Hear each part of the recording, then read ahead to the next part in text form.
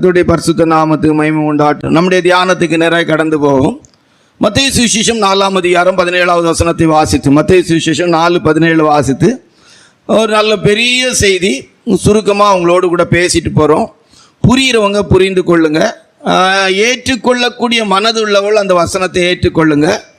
வாழ்க்கை மாற வேண்டும் என்று விரும்புவர்கள் ஒப்பு கொடுங்க. மத்தேயு சுவிசேஷம் 4ஆம் அதிகாரம் 17வது வசனத்தை வாசி. மத்தேயு சுவிசேஷம் இயேசு மனம் திரும்புங்கள் பரலோக ராஜ்யம் சமீபித்திருக்கிறது என்று பிரசங்கிக்க தொடங்கினார். ஆமாம், மனம் திரும்புங்கள் பரலோக ராஜ்யம் சமீபத்திற்கு. மனம் திரும்பல், இன்னைக்கு பிரசங்க தலைப்பு மனம் திரும்பல். ரொம்ப பெரிய அளவுக்கு இதில் கொஞ்சம் நிறைய வசனங்கள் இருக்கிறதுனால கொஞ்சம் சுருக்கமாக சீக்கிரமாக சொல்லி, மனம் திரும்பல் அப்படின்னா என்ன அப்படின்னு சொல்லி பார்க்குறோம். மனம் திரும்பல்லாம் என்ன அப்படின்னு சொல்லி பார்த்து, மனம் திரும்பல் அப்படிங்கிற வார்த்தை ஏன் வந்துச்சு அப்படின்னா, மனிதனுடைய வாழ்க்கையில் பாவம் வந்ததுனால, மனம் திரும்பாமல் மனிதன் பாவம் செய்யும் போது பாவம் ஒரு மனிதனை என்ன செய்கிறது, ஒரு மனிதனை தேவன் நியாயம் விசாரிக்கும் போது பாவத்துக்கு எவிடன்ஸியாக இந்த பூமியில் இருக்கிற காரியங்கள் என்ன அப்படின்னு சொல்லி பாவத்தை குறித்தும் பாவத்திலிருந்து மனம் திரும்புதலை குறித்தும் இன்றைக்கு உங்களோடு கூட பேச விரும்புகிறோம். மனம் திரும்புங்கள் பரலோக ராஜ்யம் சமீபத்திற்கு. மனம் திரும்புதல்லாம் என்ன அப்படின்னா நிறைய அர்த்தங்கள் இருக்குது. பாவம்னா என்ன, அதுக்கு நிறைய அர்த்தங்கள் இருக்குது. ஒரு மனிதன் பாவத்தில் வாழும்போது அவன் வாழ்க்கை எப்படி இருக்கும், அது ரொம்ப பெரிய விஷயம்.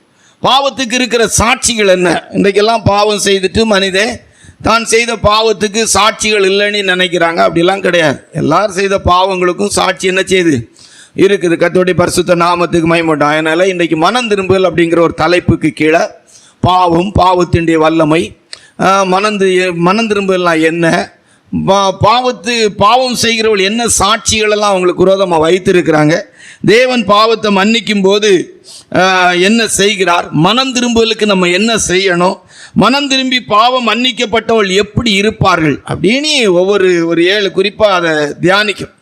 மனம் திரும்பல் அப்படின்னு, சரியா? இப்போ மனம் திரும்பல் அப்படிங்கிறதுல வரும்போது, மனம் திரும்பலாம் என்ன அப்படின்னா, முதல்ல வேதத்தில் வாசிக்கும் போது லூக்கா சுவிசேஷம் 15ஆம் அதிகாரத்தில் வாசித்தால், லூக்கா சுவிசேஷம் 15ஆம் அதிகாரத்தில் வாசிக்கும் போது அழகா நமக்கு வேதம் சொல்லி கொடுக்குது. இளைய குமாரன் மனம் திரும்பி வந்தான் அப்படின்னா, தூர தேசத்தின் அனுபவத்தில் துன்மார்க்கமாய் ஜீவிக்கிற இடத்தை விட்டு அவன் புறப்படுகிற ஒரு அனுபவம் தான் மனம் திரும்பலின் அனுபவத்துக்கு அடையாளமாக இருக்கிறது. வாசித்து பார்த்தீங்கன்னா 15ஆவது வசனம், லூக்கா சுவிசேஷம் 15ஆம் அதிகாரம் 15ஆவது வசனம் வாசியா. அந்த தேசத்து குடிகளில் ஒருவனிடத்தில் போய் ஒட்டி கொண்டான். அந்த குடியானவன் அவனை தன் வயல்களில் பஞ்சுகளை மேய்க்கும்படி அனுப்பினான். வாசியா. அப்பொழுது பஞ்சுகள் தின்கிற தவிட்டினாலே தன் வயிற்றை நிரப்ப ஆசையாயிருந்தான். ஒருவரும் அதை அவனுக்கு கொடுக்கவில்லை. அவனுக்கு புத்தி தெளிந்த போது அவன், என் தகப்பனுடைய கூலிக்காரர் எத்தனையோ பேருக்கு பூர்த்தியான சாப்பாடு இருக்கிறது, நானோ பசியினால் சாகிறேன். நான் எழுந்து என் தகப்பனிடத்திற்கு போய், தகப்பனே, கர்த்தருடைய பரிசுத்த நாமத்துக்கு மகிமை. இந்த சம்பவத்திலிருந்து மனம் திரும்பல் என்று சொன்னால், ஒரு மனிதன் வாழ்ந்து கொண்டிருக்கிற துன்மார்க்கமான தூர தேசத்தின் அனுபவத்தை விட்டு புறப்பட்டு தகப்பன் வீட்டுக்கு வந்து சேர்வது மனம் திரும்புதல். நம்ம விலைக்கு ரொம்ப சொல்ல மாட்டோம், நல்லா கவனிச்சு கொள்ளுங்க. மனம் திரும்புதல் அப்படின்னா என்ன அப்படின்னா, ஒரு மனிதன் வாழ்ந்து கொண்டிருக்கிற துன்மார்க்கமான, அதாவது தேவன் விரும்பாத தன்னுடைய ஆத்மாவை, சரீரத்தை, ஆவியை, என்ன சுருக்கமாக சொன்னால் ஆவி, ஆத்மா, சரீரத்தை அழிவுக்கு உரியதாய் மாற்றக்கூடிய தூர தேசத்தின் அனுபவத்திலே துன்மார்க்கமான ஜீவியத்துக்குரிய இடத்தை விட்டு புறப்பட்டு தகப்பன் வீட்டுக்கு வந்து சேருகிற அனுபவம் மனம் திரும்புதலாக இருக்கிறது. இதுக்கு அவனுக்கு தேவைப்பட்டது புத்தி தெளிந்த ஒரு அனுபவம், ஒரு புத்தி தெளிவு தேவையாக இருக்கிறது. திருப்பி தருவார் அப்படிங்கிறதுல நம்ம சொன்னோம், ஒரு புத்தி தெளிவை கர்த்தர் நமக்கு தருவார் அப்படின்னு. அப்போ புத்தி தெளிகிற ஒரு மனுஷன் மனம் திரும்பக்கூடியவனாய் மாறுகிறான். மனம் திரும்புகிற ஒரு மனுஷன் அவனுடைய வாழ்க்கையில் அவன் இருக்கிற இடத்தை விட்டு, அந்த ஊரை விட்டு, அந்த இடத்தை விட்டு, அந்த வேலையை விட்டு அவன் நேராக தகப்பன் வீட்டுக்கு வந்து சேர்வது மனம் திரும்புதலுக்கு முதலாவது நம்ம ஆதாரமாய் சொல்லிக் கொள்ளுகிற வார்த்தை. கர்த்தருடைய பரிசுத்த நாமத்துக்கு மகிமை உண்டாட்டு. இரண்டாவதாக மனம் திரும்புதல் அப்படின்னு சொல்லும் போது, மத்தேயு சுவிசேஷம் 12:41, லூக்கா சுவிசேஷம் 11:32 இப்படியெல்லாம் நம்ம வாசிக்கும் போது, இந்த மனம் திரும்பல் என்பது நினிவே பட்டணத்தான் அவருடைய பாவம் தேவனுடைய சமூகத்தில் எட்டிட்டு, அப்போ ஆண்டவர் 40 நாளையில் நினிவே அழிப்பேங்கிறாரு. அவருடைய வாழ்க்கையின் அந்த மனம் திரும்பல் என்பது அந்த தேசத்தார் தங்களுடைய பாவங்களை, தங்களுடைய கிரியைகளை உணர்ந்து தங்களை தாங்களே தாழ்த்தி ஆண்டவருக்கு முன்பாக நியாய தீர்ப்புக்கு தப்பித்துக் கொள்ளுகிற விதத்திலே தங்களுடைய ஜீவியத்தை மாற்றிக்கொண்டது ஒரு மனம் திரும்பலுக்கு அடையாளமாயிருக்கிறது. மத்தேயு சுவிசேஷம் 12ஆம் அதிகாரம் 41வது வசனத்தை, லூக்கா சுவிசேஷம் 11ஆம் அதிகாரம் 32வது வசனத்தை வாசிக்க கேட்போம். வாசிக்கலாம். பிரசங்கத்தை கேட்டு நினிவே பட்டணத்தார் மனம் திரும்பினார்கள். போதும். நோவாவின் பிரசங்கத்தை கேட்டு நினிவே பட்டணத்தார் மனம் திரும்பினார்கள். 3 நாள் விஸ்தாரமாய் நடந்து திரிகிற ஒரு பட்டணம். ஒரு நாள் பிரயாணம் பண்ணி இன்னும் 40 நாள் உண்டு. இந்த 40 நாள்ல நினிவேயை கர்த்தர் கவிழ்த்து போடுவார்னு சொன்னாரு. நினிவே ஜனங்கள் மாத்திரமல்ல, ஆடு மாடு அந்த ராஜா எல்லாருமே ரெட்டு உடுத்தி சாம்பல்ல இருந்து தங்களுடைய ஜீவியங்களுக்காக, தாங்கள் செய்த பாவங்களுக்காக மெய்யாய் மனஸ்தாபப்பட்டு தேவனிடத்திலே அவர்கள் தங்களுடைய ஜீவியத்திலே திரும்பினார்கள்.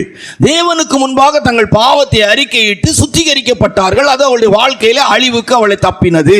அப்ப மனம் திரும்பல் என்று சொன்னால் அழிவுக்குரியதான, தேவனுடைய நியாய தீர்ப்புக்குரியதான பாவ கிரியைகளை விட்டு மனம் திரும்புகிற ஒரு அனுபவத்தை காட்டுகிறது. விட்டு விடுவதை காட்டு வெளிப்படுத்தின விசேஷம் 16ஆம் அதிகாரம் 11வது வசனத்தை வாசிக்கும் போது, அவர்கள் மனம் திரும்பவில்லை என்று சொல்ல, தங்கள் கிரியைகளை விட்டு அவள் மனம் திரும்பவில்லை அப்படின்னு எழுதி வச்சிருக்கு. வாசிங்க. தங்கள் வருத்தங்களாலும் தங்கள் கண்களாலும் பரலோகத்தின் தேவனை துஷித்தார்களே அல்லாமல் தங்கள் கிரியைகளை விட்டு மனம் திரும்பவில்லை. தங்கள் கிரியைகளை விட்டு என்ன செய்யல?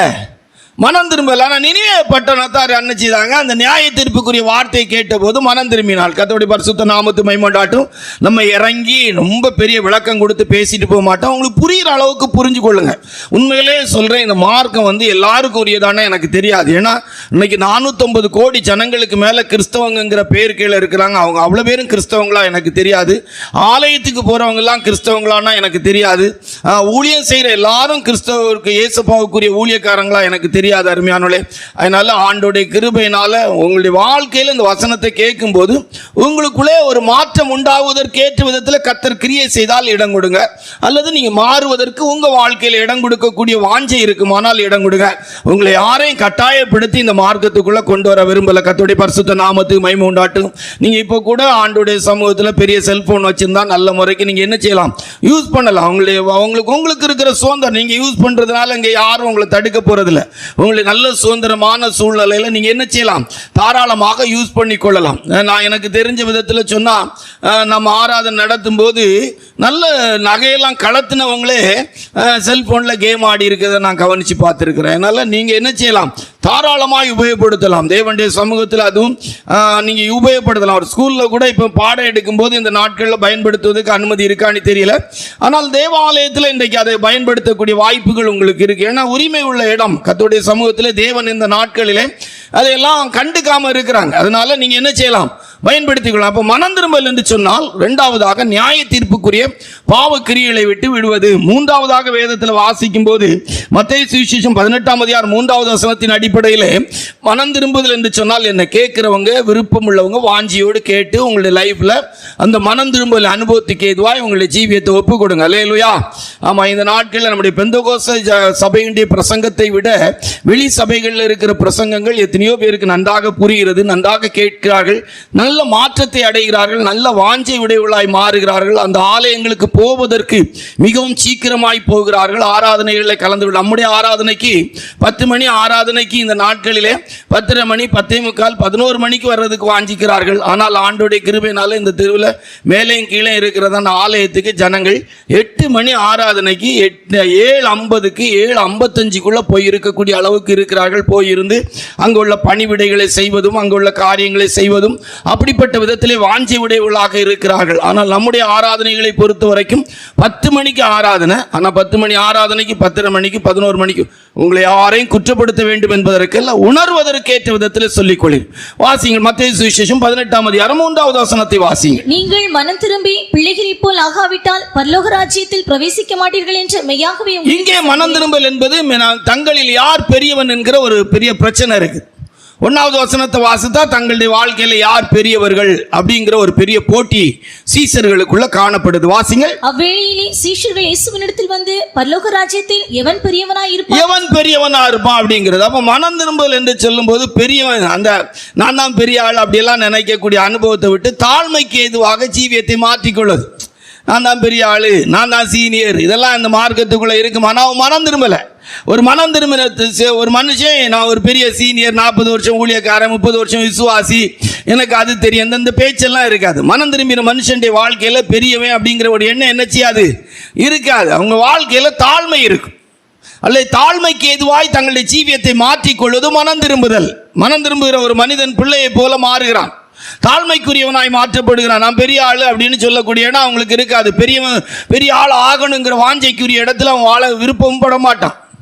பரலோக ராஜ்யத்திலே அவன் பெரியவனா இருப்பான். ஆண்டவர் சொன்னார், இல்லப்பா இந்த பிள்ளையை போல மாறணும், மனம் திரும்பணும். மனம் திரும்பலாம் அந்த பிள்ளையை போல மாறுகிறது.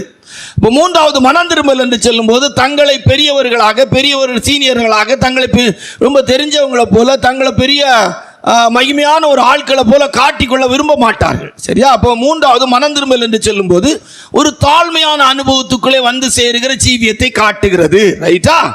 போட்டி பொறாமைகள் இல்லாத ஒரு ஜீவியத்தின் அனுபவத்தை காட்டுகிற. போட்டி பொறாமை வந்துடும். சில இடங்களில் பார்த்தா கூட பிறந்தவங்களுக்குள்ளே போட்டி பொறாமைகள் வருது. அக்கா தங்கச்சி அண்ணன் தம்பிக்குள்ளே போட்டி பொறாமை, இதெல்லாம் வந்து மனம் திரும்பாததுனால. மனம் திரும்பவங்களுக்கு ரொம்ப லகுவாக விட்டு கொடுக்கறதுக்கு, கீழ்ப்படுகிறது, இதெல்லாம் ரொம்ப லகுவான விஷயமா இருக்கு. மனம் திரும்பல் என்று சொன்னால் என்ன அப்படிங்கிறது, பெரியவன் நான் தான் பெரிய ஆள் அப்படிங்கிறத காட்ட விரும்ப மாட்டாங்க. 4வது வேதத்தில் வாசிக்கும் போது மார்க்கு சுவிசேஷம் 1:15 வசனத்தை வாசித்தால், மார்க்கு சுவிசேஷம் 1:15 வாசித்தால், மனம் திரும்பல் என்று சொன்னால் என்ன அப்படின்னா பைபிள் நமக்கு சொல்லிக் கொடுக்குது. வாசிங்க. மார்க்கு காலம் நிறைவேறிற்று, தேவனுடைய ராஜ்யம் சமீபமாயிற்று, மனம் திரும்பி சுவிசேஷத்தை விசுவாசி. அப்ப மனம் திரும்பல் என்பது சுவிசேஷத்தை ஏற்றுக்கொள்ளக்கூடிய விசுவாசம் உடையதை காட்டுகிறது. மனம் திரும்பல் என்று சொன்னால் அவளுடைய வாழ்க்கையில மனம் திரும்புவங்களும் சுவிசேஷத்தை விசுவாசிப்பார்கள், ஏற்றுக்கொள்வார்கள். இன்னைக்கு அப்படியெல்லாம் இருக்குதா அப்படின்னா எனக்கு ரொம்ப சொல்றதுக்கு வாய்ப்பு இல்லை. ஒருவேளை நான் சொல்றது ஒருவேளை அவிசுவாச வார்த்தையான்னு எனக்கு தெரியல. இன்றைய நான் கவனிக்கிற பெந்தகோஸ்து சபையினுடைய அனுபவங்களில் ஊழியர்களும் சரி, விசுவாசிகளும் சரி, சுவிசேஷத்தை விசுவாசிக்கத்தக்கதாக மனம் திரும்பி இருக்கிறார்களானா எனக்கு தெரியல. இயேசு விடுதலையாக்குறார், சுகமாக்குறாருங்கிற சுவிசேஷத்தை ஏற்றுக்கொள்ளிருக்காங்களா, இல்லை நல்லா இருக்கிறது மாதிரி கையை தட்டிக்கிடுறாங்க, ஆமேன்னு சொல்றாங்கன்னா உண்மையிலே எனக்கு வந்து அந்த சுவிசேஷத்தை, இயேசு விடுதலையாக்குறார் என்கிற சுவிசேஷத்தை அவர்கள் விசுவாசிக்கிறார்கள் அப்படின்னு என்ன செய்ய முடியாது, சொல்ல முடியாதுங்க. நிறைய நம்ம எப்பவுமே தெய்வீக சுகத்தை பேசுறதுனால இன்றைக்கு அந்த வார்த்தையை ரொம்ப பெருசா சொல்ல விரும்பல. பொதுவா மனம் திரும்பல் என்று சொன்னால் சுவிசேஷத்தை ஏற்றுக்கொள்வதற்குரிய அனுபவம். இன்றைக்கு கல்வித்துறையை ஏற்றுக்கொள்ளக்கூடிய இடம் இருக்கிறது, எத்தனையோ காரியத்தை ஏற்றுக்கொள்ள, மருத்துவத்தை ஏற்றுக்கொள்ளக்கூடிய அனுபவத்தில் இருக்கிறார்கள், அப்படி நிறைய விஷயம் இருக்கு. ஆனால் சுவிசேஷத்தை ஏற்றுக்கொள்ளக்கூடிய அனுபவங்கள் இன்றைக்கு குறைந்து இருக்கிறது. சுவிசேஷத்தை ஏற்றுக்கொள்ற மனிதனுடைய வாழ்க்கை மாறிக்கொண்டே இருக்கும். இன்றைக்கு நெட்ல ஏதாவது ஒரு புது இது போட்டாங்கன்னா அதை ஏற்றுக்கொள்றாங்க, அதை அவங்க செல்போன்ல டவுன்லோட் பண்றாங்க, இப்படிலாம் இருக்குது. இதெல்லாம் அவங்க ஏற்றுக்கொள்ற அடையாளம். ஆனால் சுவிசேஷத்தை ஏற்றுக்கொள்ளக்கூடிய அனுபவம் இல்லை. நீங்க ஞாயிற்றுக்கிழமை ஆராதனைக்கு வரணும், ஞாயிற்றுக்கிழமை ஒரு கல்யாண வீடு இருந்தா கூட போகக்கூடாது, ஞாயிற்றுக்கிழமை தேவனுடைய பிள்ளைகள் கர்த்தரை ஆராதிக்கணும் அப்படின்னா அதை ஏற்றுக்கொள்ளக்கூடிய அனுபவம் என்ன செய்யல இல்ல. சுவிசேஷத்தின் முதல் பகுதியே தேவனை மட்டும்தான் முதலிடம் வைத்து ஆராதிக்கணும். அல்லேலூயா. சுவிசேஷத்தின் முதல் இதே அதுதான். மனம் திரும்புங்கள், தேவனுடைய பரலோக ராஜ்யம் சமீபத்திற்கு. சுவிசேஷத்தின் முதல் பகுதியே தேவனை நம்ம ஆராதிக்கணும், அதான் முதல் பகுதி. அப்போ அதை நம்ம ஏற்றுக்கொள்ள முடியாது. இப்போ நம்ம ஜனங்கள் சிலர் அதை ஏற்று இருக்கிறதுனால இன்னைக்கு ஆராதனைக்கு வந்துட்டும் சாப்பிட போகிறதுக்காக கல்யாண வீட்டுக்கு போயிடுவாங்க. ஞாயிற்றுக்கிழமை கிறிஸ்தவங்க கல்யாண வீடு வைப்பாங்களான்னு வைக்க மாட்டோம். அப்படி வைக்கிற கிறிஸ்தவன் கல்யாணம் அவன் உண்மையிலே விளங்காதவன். கர்த்தருடைய பரிசுத்த நாமத்துமே. ஞாயிற்றுக்கிழமை கல்யாண வீடு வச்சிருக்கிற கிறிஸ்தவன் உண்மையிலே இந்த உலகத்தில் விளங்காதவனும் ஆகாதவனும் ஒன்று கத்தவன் தான் ஞாயிற்றுக்கிழமை கல்யாண வீடு வைப்பான். அப்படியானா ஞாயிற்றுக்கிழமை கல்யாண வீடு வச்சிருக்கிறாங்கன்னா அவங்க கிறிஸ்தவர்கள் அல்ல. அப்போ ஞாயிற்றுக்கிழமை கல்யாண வீட்டுக்கு போறாங்கன்னு சொன்னா புறஜாதிகளுடைய கல்யாண வீட்டுக்கு தான் தின்னதுக்கு போறக்கூடிய இடத்துல நம்ம என்ன செய்யறோம் இருக்கிற தப்பு கிடையாது, வேற வழி கிடையாது. நம்ம பழகி இருக்கிறதுக்கு, நம்ம கூப்பிட்டதுக்கு வந்திருக்கிறதுக்கு நமக்கு 1000 ரூபாய் தந்திருப்பாங்க, 500 ரூபாய் தந்திருப்பாங்க, அதை நம்ம திருப்பி கொடுக்கறதுக்கு கண்டிப்பா போய் தான் என்ன செய்யணும் ஆகணும். 2வது சாப்பாடு, நல்ல சாப்பாடுகள் இருக்கும். அப்ப நம்ம போய் தான் ஆக வேண்டிய கட்டாயத்துக்குள்ள என்ன செய்யறோம் வருகிறோம். ஒரு ஸ்கூல் இருக்கிற நாளில் கூட பெற்றோர் மட்டும் போவார்கள். ஆனால் ஞாயிற்றுக்கிழமை சனிக்கிழமை ஆலயம் இருக்கிற அன்னைக்கு குடும்பமாக போயிடுவாங்க. ஏன்னா வேற வழி இல்லை. மொத்த குடும்பத்துக்கு சாப்பாடு கிடைக்கும் போது கல்யாண வீட்டுக்கு போகிறது ஒரு பெரிய தவறாக நம்ம என்ன செய்ய முடியாது, சொல்ல முடியாது. சம்டைம்ஸ் நாங்களே ஞாயிற்றுக்கிழமைகளில் சில இடங்களில் எங்களை கூப்பிடுவாங்க விருந்துக்கு. கிறிஸ்தவங்க தான் கூப்பிடுவாங்க, எங்களை கூப்பிடுறது வேற தெய்வ பிள்ளைகளுடைய குடும்பத்தை சேர்ந்தவங்க யாராவது கூப்பிடுவோம். அப்போ ஆராதனை முடிச்சுப்போம். அப்பவும் நாங்கள் மனசில் நினைப்போம், இன்றைக்கு சபையாரோடு கூட சில நேரம் சிஸ்டர்ஸ் என்ன செய்வாங்கன்னா இங்கே கொஞ்சம் போல பருக்க அடிச்சுட்டு தான் அங்கே போவாங்க. கர்த்தருடைய பரிசுத்த நாமத்துக்கு மகிமை உண்டாகட்டும். இப்போ நம்முடைய தியானத்தில் 4வது பகுதி மனம் திரும்புதல் அப்படின்னு சொன்னா வேதம் நமக்கு என்ன சொல்லி கொடுக்கிறது என்று சொன்னால், சுவிசேஷத்தை ஏற்றுக்கொள்ளுதல். இது ஞாயிற்றுக்கிழமை சடங்கு வீடு இருந்துடும், பெருக்கிடுவாங்க, முந்தின நாளே போயிடுவாங்க, வெள்ளிக்கிழமையே போய் படுத்துக்கிடுவாங்க.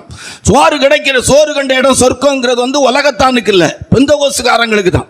வெள்ளிக்கிழமையே போய் படுத்துக்கிடுவாங்க. அங்கே போய் பிள்ளைகளை கவனிக்க முடியாட்டாலும், பாத்ரூம் ரெஸ்ட் ரூம் வசதிகள் இல்லாட்டாலும் அங்கே சமாளித்து அங்கே போய் படுத்துக்கிடுவாங்க. 1000 ரூபா 500 ரூபா, சில நேரம் 1/2 பவுன் 1 பவுன் இப்படியெல்லாம் 1/2 பவுன்லாம் கொடுக்குறாங்களான்னு தெரில, நமக்கு தெரில. எப்படியோ ஒரு விதத்தில் 2 கிராமு தோடு மாதிரி அந்த மோதிரங்களை இப்படி லேசாக காற்றுல வச்சாலே பறந்துடும்.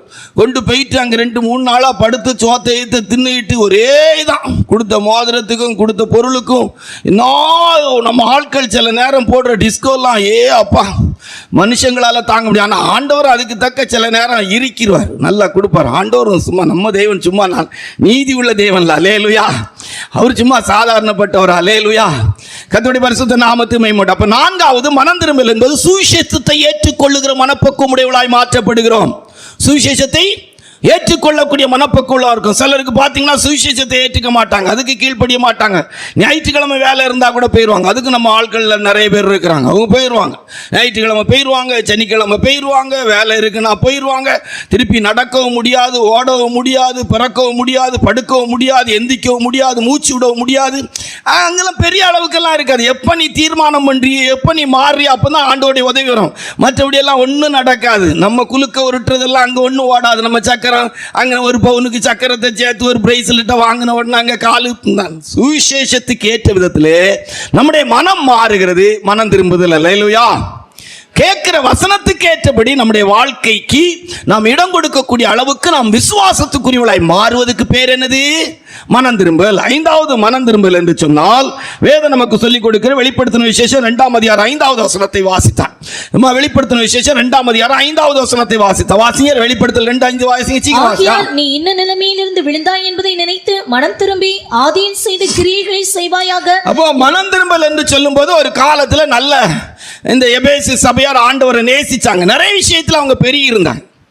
அவங்க முன்னால செய்த கிரியைகளோட பின்னால உள்ள கிரியைகள்லாம் இருந்துச்சு. அதில் வாசித்து பாருங்க, 3வது வசனத்திலிருந்து வாசித்து பாருங்க. நல்ல நிறைய நற்கிரியைகளை சொல்றார், வாசியா.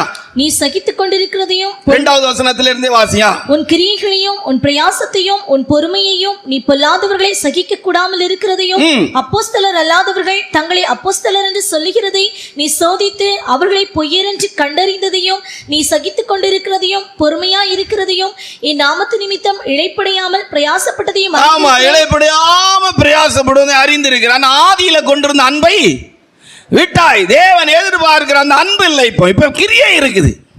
ஒரு காலத்தில் சத்தியத்தின் மேல் உள்ள அன்புல நம்ம சபைகளில் இப்படிப்பட்ட பெந்தகோஸ்து சபையில் ஐக்கியப்படுவாங்க. நாட்கள் ஆகும்போது கிரியை இருக்கும். பெந்தகோஸ்து சபையில் காணிக்கையை கொடுத்துருவாங்க, தசம பாகத்தை கொடுத்துருவாங்க. கொடுக்குறவங்களுக்கு சொல்றேன், கொடுக்காதவங்க கொடுக்காம இருக்கிறது பெஸ்ட். எவ்வளவுக்கு நீங்க கொடுக்காம இருக்கிறீங்களோ அவ்வளோ ஆசீர்வாதம்.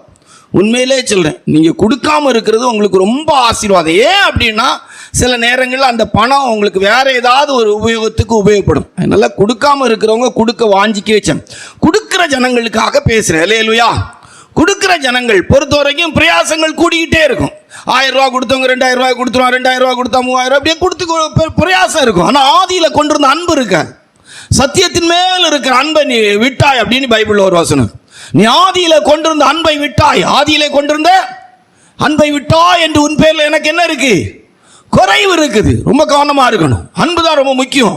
தேவன் நம்மிடத்தில் எதிர்பார்க்கிறது அந்த அன்பின் கிரியைகள் தான் பார்க்கிறான். கர்த்தராகிய இயேசு கிறிஸ்து அழியாத அன்பு குரலோடு கூட கிருபை உண்டாயிருப்பதாக.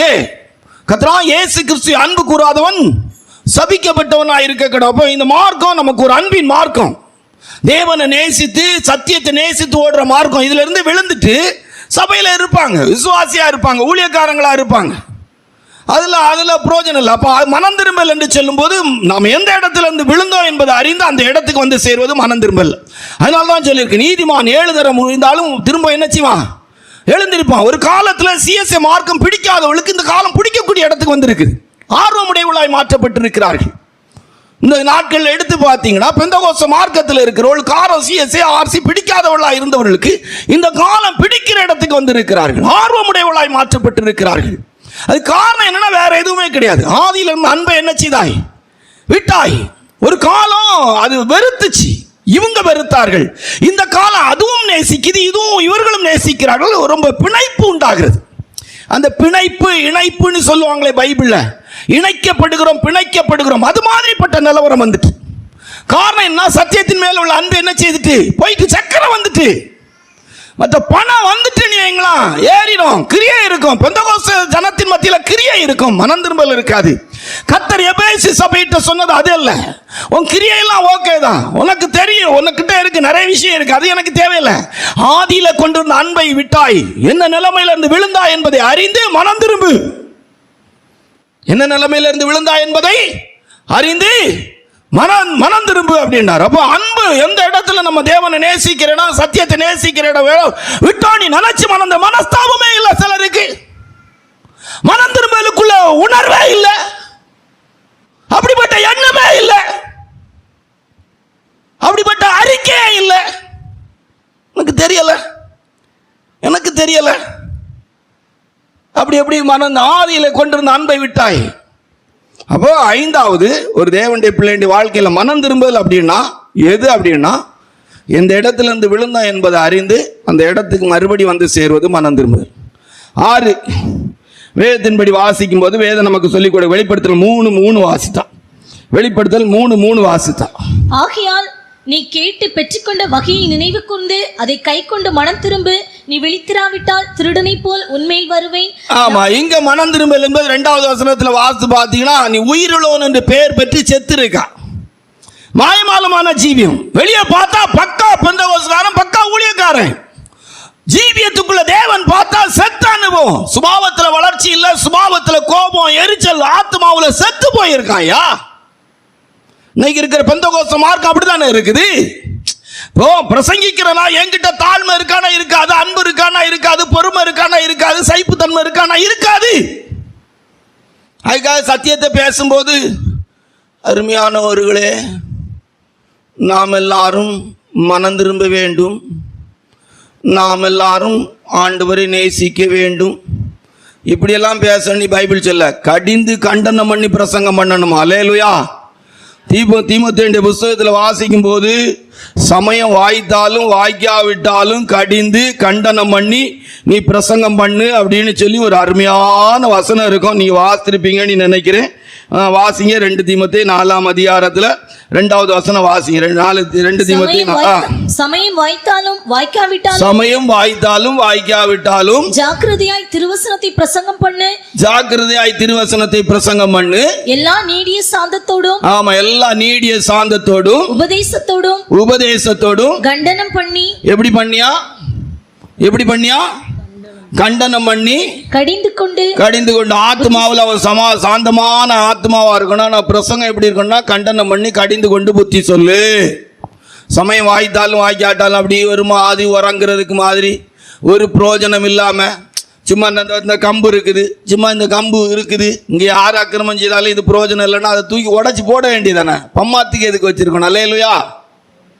ஆமா, கர்த்தருடைய பரிசுத்த நாமத்துக்கு மகிமை உண்டாகட்டும். அப்போ 6வது, மாயமாலமான ஜீவியத்தின் அனுபவத்தை விட்டு மனம் திரும்ப வேண்டும்.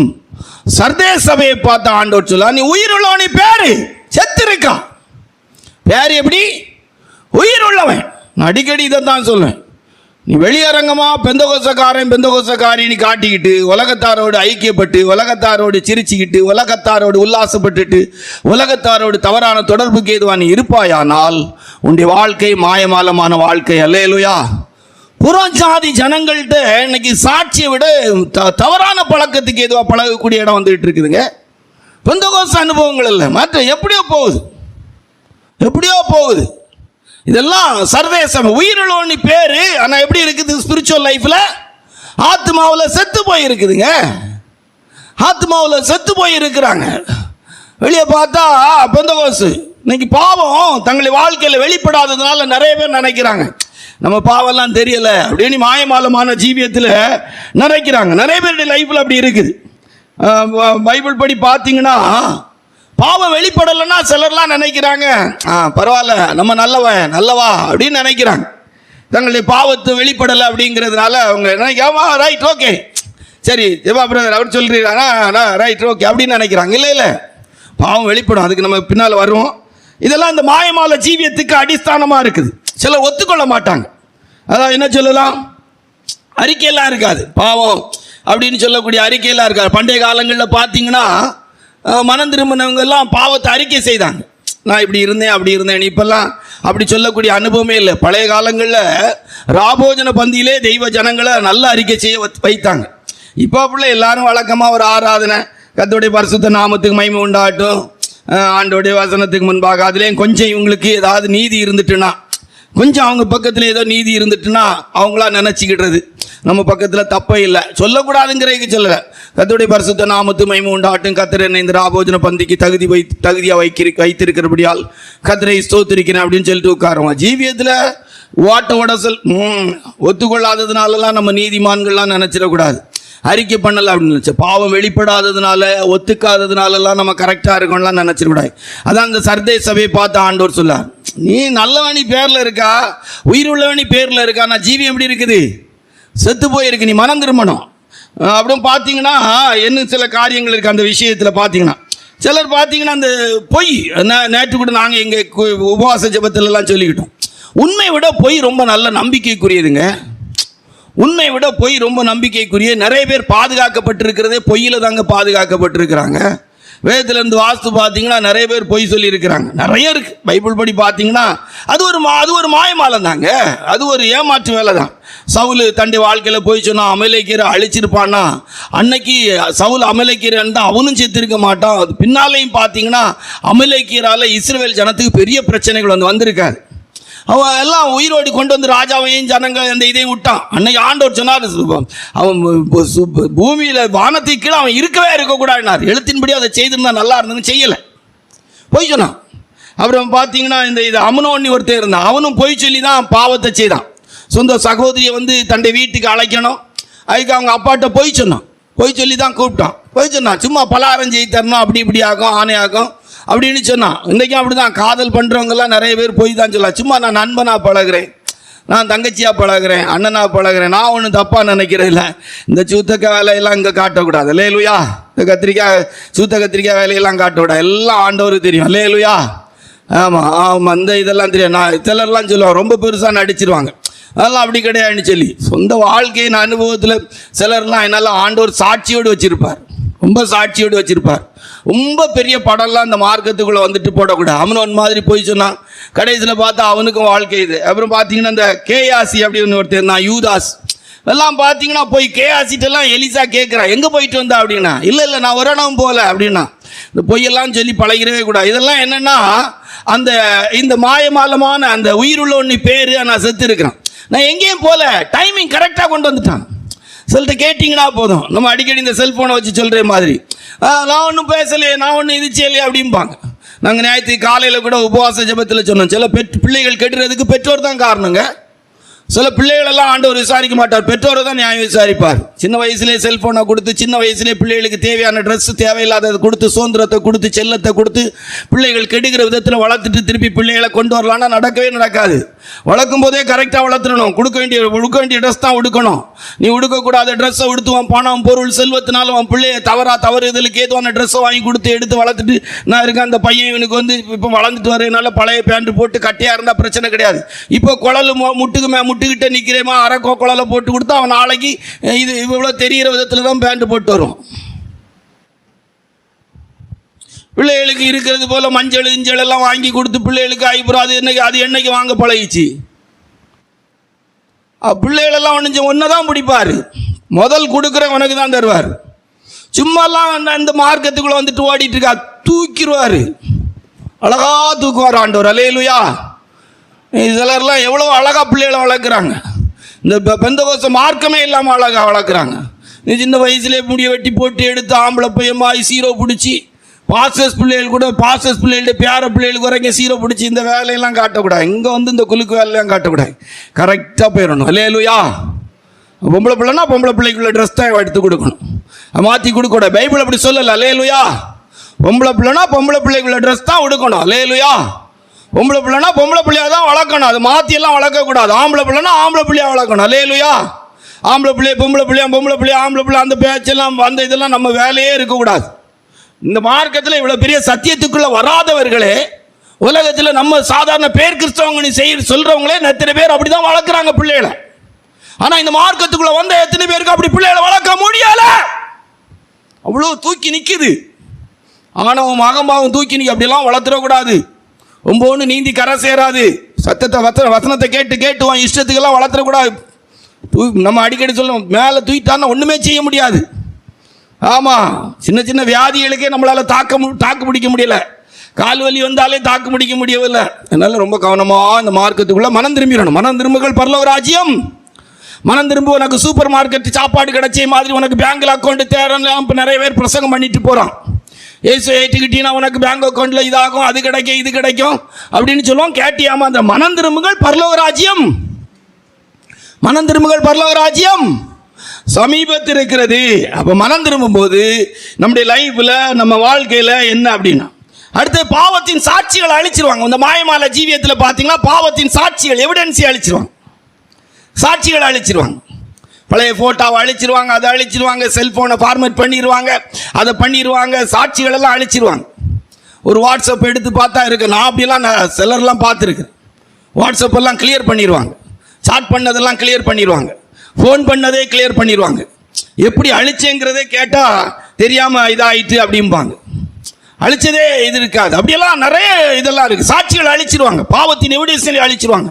பேசுனதை அழிச்சிருவாங்க. பேரை மாற்றி வச்சிருப்பாங்க. எல்லாம் பாவத்தின் எவிடன்ஸியல் அவங்க அழிக்கிறது போல அவங்க நினச்சிக்கிட்டாங்க. சாட்சி அழிச்சதுனால நம்ம நல்லா கிளியராக இருக்கிறோம், நம்ம கரெக்டாக இருக்கிறோம், கண்டுபிடிக்க முடியலை அப்படிங்கிறதுக்கு சாட்சிகளெல்லாம் அழிச்சிருவாங்க. இந்த இதெல்லாம் இங்கே ஆண்டோட்ட முடியாது. இப்போ வருவோம், அப்போ உங்களுக்கு தெரியும். சரியா? அப்போ அந்த மாயமாலத்துக்குள்ளே இருக்கிற அனுபவம் எப்படி இருக்கணும்? அப்புறம் என்ன, பாவத்துக்குரிய தண்டனை கிடைக்கல, அதுக்குள்ள சிக்ஷைகள் எல்லாம் கிடைக்கல. அதனாலேயும் கொஞ்சம் சில பேர்லாம் அந்த மாயமாலத்துக்குள்ளே இருப்பாங்க. பரவாயில்ல, நம்ம வெளியே பார்த்தா அப்படி போவாங்க. அப்புறம் பார்த்தீங்கன்னா அந்த மாயமாலத்துக்குள்ள ஒரு காரணத்துக்கு என்ன ஒரு விஷயம் என்னன்னு பார்த்தீங்கன்னா, ஒருத்தரும் பாவத்தை குறித்து பெருசாக சொல்ல மாட்டாங்க. இதெல்லாம் ஒன்றும் இல்லை. இப்போ சர்தை சபை நிலவரத்தில் வெளியே பார்த்தா உயிரோடு இருக்காங்கல்ல, இப்படி தான் இருக்கும். இப்போ இந்த ஊழியக்காரங்கன்னா இப்படி தான் இருக்கும். இதெல்லாம் ஒரு பெரிய விஷயம் இல்லை. ஆனால் இது எல்லாரும் வாழ்க்கையில் இருக்கிற குறை தானே. இப்போ நானே பிரசங்கம் முடிஞ்சு வந்து அவங்கக்கிட்ட அப்படி தானே பேசக்கூடிய இடத்துல இருக்குது. சரி, ஒன்றும் இல்லை, ஆண்டவர் உங்களை மாற்றுவார் அப்படின்னு அனுசரணையாக அவங்களுக்கு தூபம் போடுவோம் நாங்கள். அப்போ அது என்ன ஆயிடுது, உயிருள்ளவன் பேர் என்ன இருக்குது, செத்து இருக்கிறோம். எப்படி இருக்கும்? செத்து இருக்கோம். நேரடி ஆண்டவர் சபையை பார்த்து சொல்ல, நீ செத்து போயிருக்கான். இல்லை சிஸ்டர், நீங்கள் இப்படி தான் இருக்கிறீங்க, உங்கள் வாழ்க்கையில் இப்படி இருக்கிறது, உங்கள் வாழ்க்கையில் பாவம் இப்படி இருக்கிறது, உங்கள் குடும்பத்துக்கு கஷ்டம் இப்படி இருக்கிறது, உங்கள் குடும்பத்தை கஷ்டப்படுத்தும், இப்படி இருக்கிறது உங்களுக்கு நஷ்டத்தை வரும், தேவன் இதை விரும்பவில்லை அப்படின்னு நாங்கள் பிரசங்கத்தில் சொல்கிறோம். உங்களை தனிப்பட்ட விதத்தில் சொல்கிறதில்ல. சரி சரி பிரதர், பரவாயில்ல, இதெல்லாம் இருக்கேன் பிரதர், இருக்கேன் பிரதர். நான் மாதத்துக்கு ஒரு தடவை கூட்டத்துக்கு வந்தால் போதும் பிரதர், அதுவே பெரிய விஷயம். அதுவே நீங்கள் வாரது பெரிய விஷயம். டெய்லி 3 நேரம் தின்னுங்க, டெய்லி 1000 ரூபா 1500 ரூபாய்க்கு கடுமையாக உழைங்க. ஆனால் ஆலயத்துக்கு வரும்போது மாதத்துக்கு ஒரு தடவையாக வாங்க பிரதர். இதில் என்ன பிரதர், ஒரு தடவை வந்தாலே ராபோஜனை எடுத்தாலே போதும். அப்படியே ராபோஜனை எடுக்காட்டாலும் சும்மாவாது ஒரு மாதத்துக்கு ஒரு தடவை வாங்க. ஒரு தடவையாக சும்மா ஏதாவது ஒரு சின்ன காணிக்கையை கொடுங்க. எல்லா வாரமும் காணிக்கை கொடுக்காண்ட, ஒரு வாரமாய் காணிக்கையை கொடுங்க. என்ன 500 1000 2000 கொடுக்காண்ட, ஒரு 100 ரூபா சக்கரமாய் கொடுங்க. கர்த்தர் உங்களை ஆசீர்வதிப்பார் பிரதர். கர்த்தர் உங்க இருதயத்தை தானே பார்க்கிறாரு பிரதர். தூவம் போடுறது இன்னைக்கு அப்படி தானே இருக்குது. நாங்கள் அப்படி தானே பேசுகிறோம், நாங்கள் அப்படி தானே உங்களை ஊக்குவிக்கிறோம். நாங்கள் கீழே இறங்கினா உங்ககிட்ட வந்து இப்படி சொல்றது இல்லையே. உங்களை எந்த நிலவரத்தை பார்த்து உங்களை பார்த்து இல்லை இப்படி மாற்றிருங்க தம்பி, இப்படி மாற்றிருங்க சிஸ்டர், இது கொஞ்சம் ஆபத்து, நீங்கள் போகிற பாதை உங்களுக்கு சரி வராது, இது முட்டிட்டு போய் நிற்கும் சொல்லலைங்க. முன்னால் அப்படி தான் சொன்னாங்க, இப்போ நாங்கள் அப்படி சொல்லலை, ஜனங்கள் அப்படி சொல்லலை. அதனால உயிருள்ளவனு பேரு, நல்ல விசுவாசி, நல்ல பிரதர், நல்ல சகோதரன், நல்ல சகோதரி, இன்னர் லைஃப் செத்து போயிருக்குது. ரைட்டா? இன்னும் இந்த மாயமாலத்துக்கு என்ன ஒரு விஷயம் இருக்குது. அது என்னன்னா, பாவ வாழ்க்கை வாழ்ந்தாலும் ஆசீர்வாதமாக இருக்கிறோம். என்ன, அது ஒரு பெரிய விஷயம் தானே. என்ன, பாவ வாழ்க்கை வாழ்ந்தாலும் ரொம்ப ஆசீர்வாதமாக இருக்கும். எவ்வளோதான் வேலைக்கு போய் கூட்டத்துக்கு வராமல் இருந்தாலும் நம்ம சம்பாதிக்கிற பணம் நம்ம கையில் நிற்கத்தானே செய்யுது. என்ன, சேர்த்துக்கிட்டு தானே இருக்கிறோம். அப்போ எப்படி நம்ம எப்படி ஆண்டவருக்கு பயப்படும், எப்படி மனம் திரும்போம். என்ன, எப்படி இருந்தாலும் என்ன நீ வாழ்ந்தாலும் உண்மையாக இருந்தோமோ இல்லையோ, கூட்டத்துக்கு வந்தோமோ வரலையோ, எத்தனை மணிக்கு போனாலும் பணம் பெருகிக்கிட்டு இருக்குது, நகை பெருகிக்கிட்டு இருக்குது, சொத்து பெருகிக்கிட்டு இருக்குது. திருப்பி எப்படிங்க நம்ம மனம் திரும்புவோம்? உயிருள்ளவன் பேரு செத்தவன் ஏமாந்துடக்கூடாது, ரொம்ப கவனமா இருங்க. இந்த மார்க்கத்துக்குள்ள வந்து பிறப்பான். மனம் திரும்புங்கள் பரலோக ராஜ்யம், மனம் திரும்புங்கள் பரலோக ராஜ்யம் சமீபத்திருக்கிறது.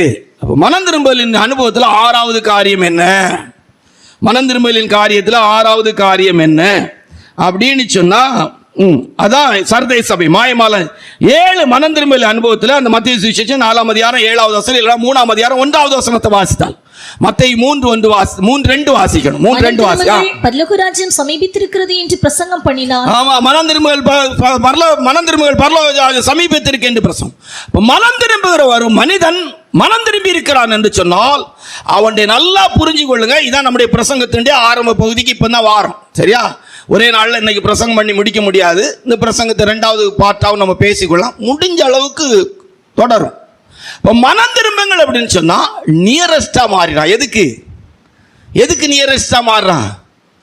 மனம் திரும்புங்கள் பரலோக ராஜ்யம் சமீபித்திருக்கிறது அப்படின்னா அவன் கிட்ட நெருங்குகிறான். பரலோக ராஜ்யத்தோடு அவனுக்கு ஒரு நெருக்கம் உண்டாகி விடுகிறது. எதோடி நெருக்கம் வருது? இன்னைக்கு இருக்கிற ஊழியக்காரங்கள்லேருந்து விசுவாசிகள்லேருந்து சொத்து வாங்கிக்கிட்டே இருக்கிறாங்க. எனக்கு ரொம்ப பயமாக இருக்குண்ணே. தமிழில் சொன்னாங்க மண்ணாசை பெண்ணாசை பொன்னாசைன்னாங்க. மண்ணாசை பெண்ணாசை பொன்னாசை. ஆம்பளையில் நிறைய பேருக்கு பொன்னாசை போயிட்டு ஒரு சிலவனுக்கு மட்டும்தான் உடம்புல ஆண்டவர் அதை கொடுத்து வச்சிருக்கா. அவனுக்கு நியாய தீர்ப்புக்கு ஏதுவா. மற்றபடி ஒரு மாய்ப்பட்டவனுக்கெல்லாம் அது இருக்காது. இல்லை, இப்போ இந்த காலத்தில் இல்லை, பெண் ஆசைங்கிறது இல்லை. பெண்களை பொறுத்த வரைக்கும் அவங்க திருந்துறது கஷ்டம். எத்தனை வயசான கிளவிமார்கள் கூட கட்டுப்பாட்டுக்குள்ள இருக்க ரொம்ப கஷ்டமான விஷயமா ஆயிட்டு இருக்கு. Right, okay. நம்ம கருத்துக்கு நேராக கடந்து வருவோம். இப்போ நம்ம கருத்து என்ன? ஆமா, பரலோக ராஜ்யத்துக்கு நியரஸ்ட் ஆயிடுறாங்க. மண்ணும் பொண்ணும் இழுக்குது, மண்ணும் பொண்ணும் இழுக்குது, மண்ணும் பொண்ணும் இழுக்குது. எங்கேயாவது வாங்கிக்கிட்டே இருக்க விரும்புகிறோம். எங்க 5 சென்ட் வாங்கல, எங்க 10 சென்ட் வாங்கல, எங்க 1 ஏக்கர் வாங்கல, எங்க 50 சென்ட் வாங்கல, எங்க ஒரு வீட்டை கட்டல, எங்க ஒரு வீடு, அங்க ஒரு வீடு கட்டிட்டு மனாசை இழுக்குது. சமீபித்திருக்கான். எதுக்கு சமீபமாறானா? பரலோக ராஜ்யத்துக்கு சமீபமாகறான். 1/2 பவுன், 1 பவுன், 1 பவுன், 2 பவுன், 2 பவுன், 3 பவுன், 5 பவுன், 10 பவுன். கடத்தில் இருந்தவங்கலாம் இப்போ பார்த்தீங்கன்னா 1/2 பவுன், 1 பவுன் சேர்த்து எடுத்து இப்போ பார்த்தீங்கன்னா மறுபடியும் 20-30 பவுன். இப்போ ஒரு இடத்த வாங்கினா மறுபடியும் இருக்கிற நகையை விற்று ஒரு இடம் வாங்கலாங்கிற இடத்துக்கு வந்துக்கிட்டே இருக்கிறாங்க. அல்லேலூயா! எவ்வளோ பெரிய ஆசீர்வாதம் பார்த்தீங்களா? அப்போ எதுக்கு சமீபமாவார்கள் என்று சொன்னால் பரலோக ராஜ்யத்துக்கு சமீபமாகி கொண்டிருப்பார்கள். ஒவ்வொரு செகண்ட் உங்கள் வாழ்க்கையில் வியாதியோ விலகினமோ கஷ்டம் வரும்போதெல்லாம் அவங்க மைண்டில் டக்குனு இப்போ உயிர் போகும்னா நான் பரலோகத்துக்கு டக்குனு போயிடுவேன். நான் இருக்கு கீழே வந்தாச்சு. நியரஸ்ட் எப்படி இருக்கும்? எது நியரஸ்டாக மனம் திரும்பி இருக்க மனுஷனுக்கு? பரலோக ராஜ்யம் எப்படி இருக்கும்? சமீபமாயிட்டு. இந்த விமானத்தில் போகும்போது பார்த்தீங்கன்னா ஒரு இது சொல்லுவாங்க. ஆரம்பிக்கும் போது சொல்லுவாங்க, ஃப்ளைட் பறக்கும்போது ஒரு 55 நிமிடங்களிலே நீங்கள் பெங்களூருக்கு போய் சேருவீர்கள் அப்படின்னு சொல்லுவாங்க. விமானம் புறப்பட்ட பிற்பாடு ஒரு 55 மணி நேரத்துக்குள்ளே லேண்ட் ஆகிக்குனால இன்னும் ஒரு 10 நிமிடங்களிலே நாம் இறங்க போகிறோம். நியரஸ்ட் எங்கே போகிறோம்? பெங்களூர் ஏர்போர்ட் என்ன செய்கிறோம்? நெருங்குறோம். நான் சொன்னேன், உங்களுக்கு புரியுதா? உங்களுக்கு திருவனந்தபுரத்துலேருந்து கிட்ட நெருங்குறோம். இப்போ அவங்க சவுதி அரேபியாவுக்கு போகிறாங்கன்னா போகிறதுக்கு முந்தி சொல்லுவாங்க, இப்படி நான் 4 மணி நேரம் 50 நிமிடம் 20 நிமிடங்கள் 30 நிமிடங்கள் ஆகும் என்று சொல்லி. சவுதி அரேபியா அவங்க இறங்க வேண்டிய ஏர்போர்ட் வரும்போது அவங்களுக்கு உடனே அறிவிப்பாங்களா பிரதர், ஒரு 10 நிமிஷத்தில் என்ன செய்ய போகிறீங்க, என்ன இறங்க போகிறோம் அப்படின்னு சொல்லுவாங்க. அது அங்கே விமான பணிப்பெண்கள் அதை என்ன செய்வாங்க, சொல்லுவாங்க. இது மாதிரி மனம் திரும்புகிற ஒரு மனிதன் தன்னுடைய வாழ்க்கையில் எங்க நியரஸ்ட் ஆகிறான், எங்க கிட்ட நெருங்குறான், எங்க சமீபமாகிறான் கவனிச்சுடு. இது உங்களுக்கு எந்த அளவுக்கு புரியுதுன்னு எனக்கு தெரியாது. புரிஞ்சுக்கிடுங்க. அல்லேலூயா! நீங்க உண்மையிலே மனம் திரும்ப அனுபவம் உடையவன் என்று சொன்னால் உங்களுடைய அருகாமையில் இருக்கிறது பரலோக ராஜ்யமாயிருக்கும், பரலோக ராஜ்யத்தின் காரியமாயிருக்கும். வேற எதுவும் உங்க பக்கத்தில் என்ன செய்யாது, இருக்காது. ரொம்ப முக்கியம். நீங்க மனம் திரும்பி இருக்கிறீர்கள் என்று சொன்னால் உங்களுடைய நியரஸ்ட், உங்களுடைய பக்கமாக இருப்பது மருந்து, மாத்திரை, மருத்துவர்கள், இது எதுவுமே இருக்காது. உண்மையா மனம் திறந்து ஓப்பனா என்னையும் சேர்த்து சொல்றேன், உங்களுடைய அருகாமையில் இருக்கிறது பரலோகம். அந்த பரலோகம் என்று சொன்னால் இயேசு கிறிஸ்து இருக்கிற இடம் உங்களுடைய அருகாமையில் இருக்கும். அல்லேலூயா! உங்களுடைய மனைவி, பிள்ளைகள், சொத்து, சுகம் எதுவும் உங்களுடைய அருகாமையில் இருக்காது. உங்களுடைய அருகாமையில் இருக்கிறது தெய்வ ராஜ்யம் என்பது உங்களுடைய அருகாமையில் இருக்கும். அல்லேலூயா! இது உங்க மனம் திரும்பலுக்கு இருக்கிற அடையாளம். பாவம்னா என்ன அப்படின்னு ஒரு கேள்வி. பாவம்னா என்ன அப்படின்னா அது நிறைய ஒரு பெரிய பட்டியல் இருக்கு. கொஞ்சத்தை சும்மா பார்ப்போம். என்ன பாவம்னா என்னன்னு சொல்லி கொஞ்சத்தை பார்ப்போம். யூதாவுடைய புஸ்தகம் 11 எண்ணாகமம் 16:26 வாஸ்தா. ஒரு மனிதன் பாவத்தை விட்டு மனம் திரும்பணும். பாவம்னா என்ன அப்படின்னா யூதாவுடைய புஸ்தகம் 11 எண்ணாகமம் 16:26 வாசிங்க. இவர்களுக்கு ஐயோ, இவர்கள் காயனுடைய வழியில் நடந்து பிலேயாம் கூலிக்காக செய்த வஞ்சகத்திலே விரைந்தோடி கோரா எதிர்த்து பேசின பாவத்திற்குள்ளாகி கெட்டு போனார்கள். பாவம்னா என்னது? எதுக்க கூடாதவர்கள் எதிர்ப்பது பாவம். எதுக்கணும். சாத்தானை எதுக்கலாம், பாவத்தை எதுக்கலாம். புரியுதா உங்களுக்கு? நம்முடைய ஆத்மாவுக்கு விரோதமான எதுக்கலாம். அதெல்லாம் ஒன்றும் இல்லை. பாவத்துக்கு எதிராக யுத்தம் செய்த ரத்தம் சிந்தத்தக்கதாக நீங்கள் போராடவில்லை, அதை எதுக்கலாம். அதை எதுக்க மாட்டான். ஊழியர்களை எதிர்ப்பாங்க. அவர் என்ன இப்படி பேசுகிறார், அவர் என்ன இப்படி இது செய்கிறார், அவர் என்ன இப்படி கண்காணிக்கிறார், அவர் என்ன இப்படியெல்லாம் இது செய்கிறார், இப்படியெல்லாம் இது செய்யறதுக்கு என்ன இருக்குது, இதெல்லாம் எப்படியா இருக்குது, இப்படி இருந்தால் எப்படி ஆத்மாக்கள் வருவாங்க, என்னதோ வரக்கூடிய ஆத்மாலாம் பரலோகத்துக்கு போயிடுவாங்கன்னு இவங்க நினப்பு. விசுவாசிகளில் சிலருக்கு நினப்புன்னா வாரதெல்லாம் போயிடும். ஒன்றும் அப்படியெல்லாம் ஒன்றும் கிடையாது. எங்கள் பைபிளில் 5000 பேர் 4000 பேர் சாப்பிட்டாங்க புருஷர்கள். அந்த 120 பேர் தான் மேல் வீட்டில் என்ன செய்தாங்க, காத்திருந்தாங்க. எவ்வளோ அற்புதம் ஆண்டவர் செய்தார். ஆண்டவர் செய்த அற்புதங்களை யோவான் அப்போஸ்தலன் சொல்லார். எழுதுறதுக்கு என்ன கிடையாது, மைய கிடையாது, புக்கு கிடையாதுங்கிறார். என்ன ஆண்டவர் இயேசுப்பா அங்கே 50 பேரையா உயிரோடு எழுப்பினார், 50 பேரையா சுகமாக்கினார். வியாதியஸ்தர் எல்லாரையும் முக்கியமான சிலரை மட்டும்தான் பைபிளில் என்ன செய்திருக்கு, எழுதியிருக்குதுங்க. அவ்வளோ பேர் வந்து அந்த 120 பேர் இருந்த இடத்துல இருந்தாங்க இல்லைங்க. அப்படியெல்லாம் ஒன்றும் கிடையாது. அப்படியெல்லாம் பைபிள் சொல்லவே இல்லைங்க. நீங்கள் ஏமாந்து போகாதுங்க. அழைக்கப்பட்டோர் அநேகர், தெரிந்து கொள்ளப்பட்டோர் சில ஊழியக்காரங்க சொல்லுவாங்க, என்னவோ சபைக்கு வந்தாங்க, அற்புதத்தை பெற்றாங்க, போயிட்டாங்க. அப்படியெல்லாம் கிடையாதுங்க. சபை வந்து எல்லாருக்கும் அற்புதத்துக்கும் அதிசயத்துக்கும் நன்மைக்கு எதுவாக இருக்கணும். சபையில் இருக்கிறது பிதா நாட்டுகிற நாட்டு இருக்கணும். அல்லேலூயா. பிதா நாட்டாத நாட்டெல்லாம் வேரோடி புடுங்கிற ஒரு நாள் புடுங்கணும். அல்லேலூயா. போகாத கேஸெல்லாம் வச்சு மேய்ச்சி பிரயோஜனம் இல்லை. தேவன் நாட்டுனது புடுங்காது. நெருப்புல முளைச்சது வெயிலுக்கு காயாது, சத்தியத்துல முளைச்சது சத்தியத்தை விட்டு போகாது. கழுத்தை பிடிச்சி வெளியே தள்ளுனா போகாது. அது எப்படி போகும்? ஒரு நல்ல ஸ்கூல்ல தெரிஞ்ச பிற்பாடு மாணவனை பார்த்து சொல்றாங்க, உங்க அப்பாவை கூட்டு அவனை டிசியை தருவேன்னா தகப்பனாரும் தாயாரும் வந்து கெஞ்சுறாங்க, ஐயா இருக்கட்டும் இந்த தடவை மன்னிங்கன்னு சொல்றாங்க. அதை விட மேன்மை இந்த சத்தியம், அதை விட மேன்மை பரலோக ராஜ்யத்துக்குரிய உபதேசம். எப்படி போவோம்? எப்படி மனசு வரும்? நல்ல உபதேசம், நல்ல சத்தியம், நல்ல ஒரு அரவணைப்பு இருக்குது. எப்படியாவது பரலோகத்துக்கு போகணும்னு பிரசங்கம் பண்றாங்க. என் ஜீவியம் பரிசுத்தமாக்கப்படணும்னு பிரசங்கம் பண்றாங்க. நான் தூய்மையானவனா வாழணும்னு பிரசங்கம் பண்றாங்க. எப்படியா போவான்? 40 வருஷமா அந்த சத்தியத்தை விட்டு போக மனசு இல்லையே. 39 வருஷத்துக்கு மேல ஆகுதே. உங்களை போலதான் நாங்களே இருக்கிறோம், உங்களை போலதான் நாங்களே இருந்தோம். என்ன ஏசு அரவணைக்கிறார், ஏசு ஆசீர்வதிக்கிறார், பிரசங்கத்தை கேட்டா வளர்ந்தோம். அப்படியா இந்த ஊழியத்துக்கு வந்தோம்? இல்ல. எதிர்த்திடக்கூடாது, பாவம் செய்யக்கூடாது. அல்லேலூயா. அதனால ஊழியக்காரங்கள்ட்ட வந்து கேள்வி கேட்டுறக்கூடாது அப்படியெல்லாம் சொல்லலை. கேட்கலாம், அதுக்குரிய அனுபவத்தோடு வந்து கேட்கலாம். அல்லேலூயா. அது தப்பு கிடையாது, பாவமே கிடையாது. அதனால ஊழியக்காரங்கள்ட்ட ஒரு விஷயமும் கேட்கக்கூடாது அப்படியெல்லாம் கிடையாது. வந்து மெதுவாக அமைதியாக உட்காந்து அதுக்குரிய கனத்தை கொடுத்து அதை கேட்டோன்னா தப்பு கிடையாது. அது எங்கள் மனசுக்கே தெரியும். பிரதர் இப்படி இருக்குது பிரதர், நீங்கள் இப்படி பேசுனீங்க பிரதர், இப்படி சொன்னீங்க பிரதர், இதை செய்யலாமா பிரதர், இப்படி நீங்கள் பேசினது எனக்கு கொஞ்சம் கஷ்டமாக இருந்து பிரதர், கேட்குறதே இருக்குது. அதுக்கு நீங்கள் என்னவோ பெரியவங்க பணம் என்னால் முடியும்னு நினச்சா அவன் இருதயம் எல்லாம் வளர்ச்சிப்பட்டு சரீரெல்லாம் விலகினப்பட்டாலும் ஆச்சரியப்படுவதற்கில்லை. ஆகையால் பாவம் என்று சொல்வது முதல்ல எதிர்த்து நிற்கிறது. பெற்றோரை கூட பிள்ளைகளை எதிர்க்கக்கூடாதுன்னு பைபிள் சொல்லி கொடுக்கிறது. பிள்ளைகளே உங்கள் பெற்றோருக்கு எல்லாவற்றிலும் கீழ்ப்படிந்திருங்கள்.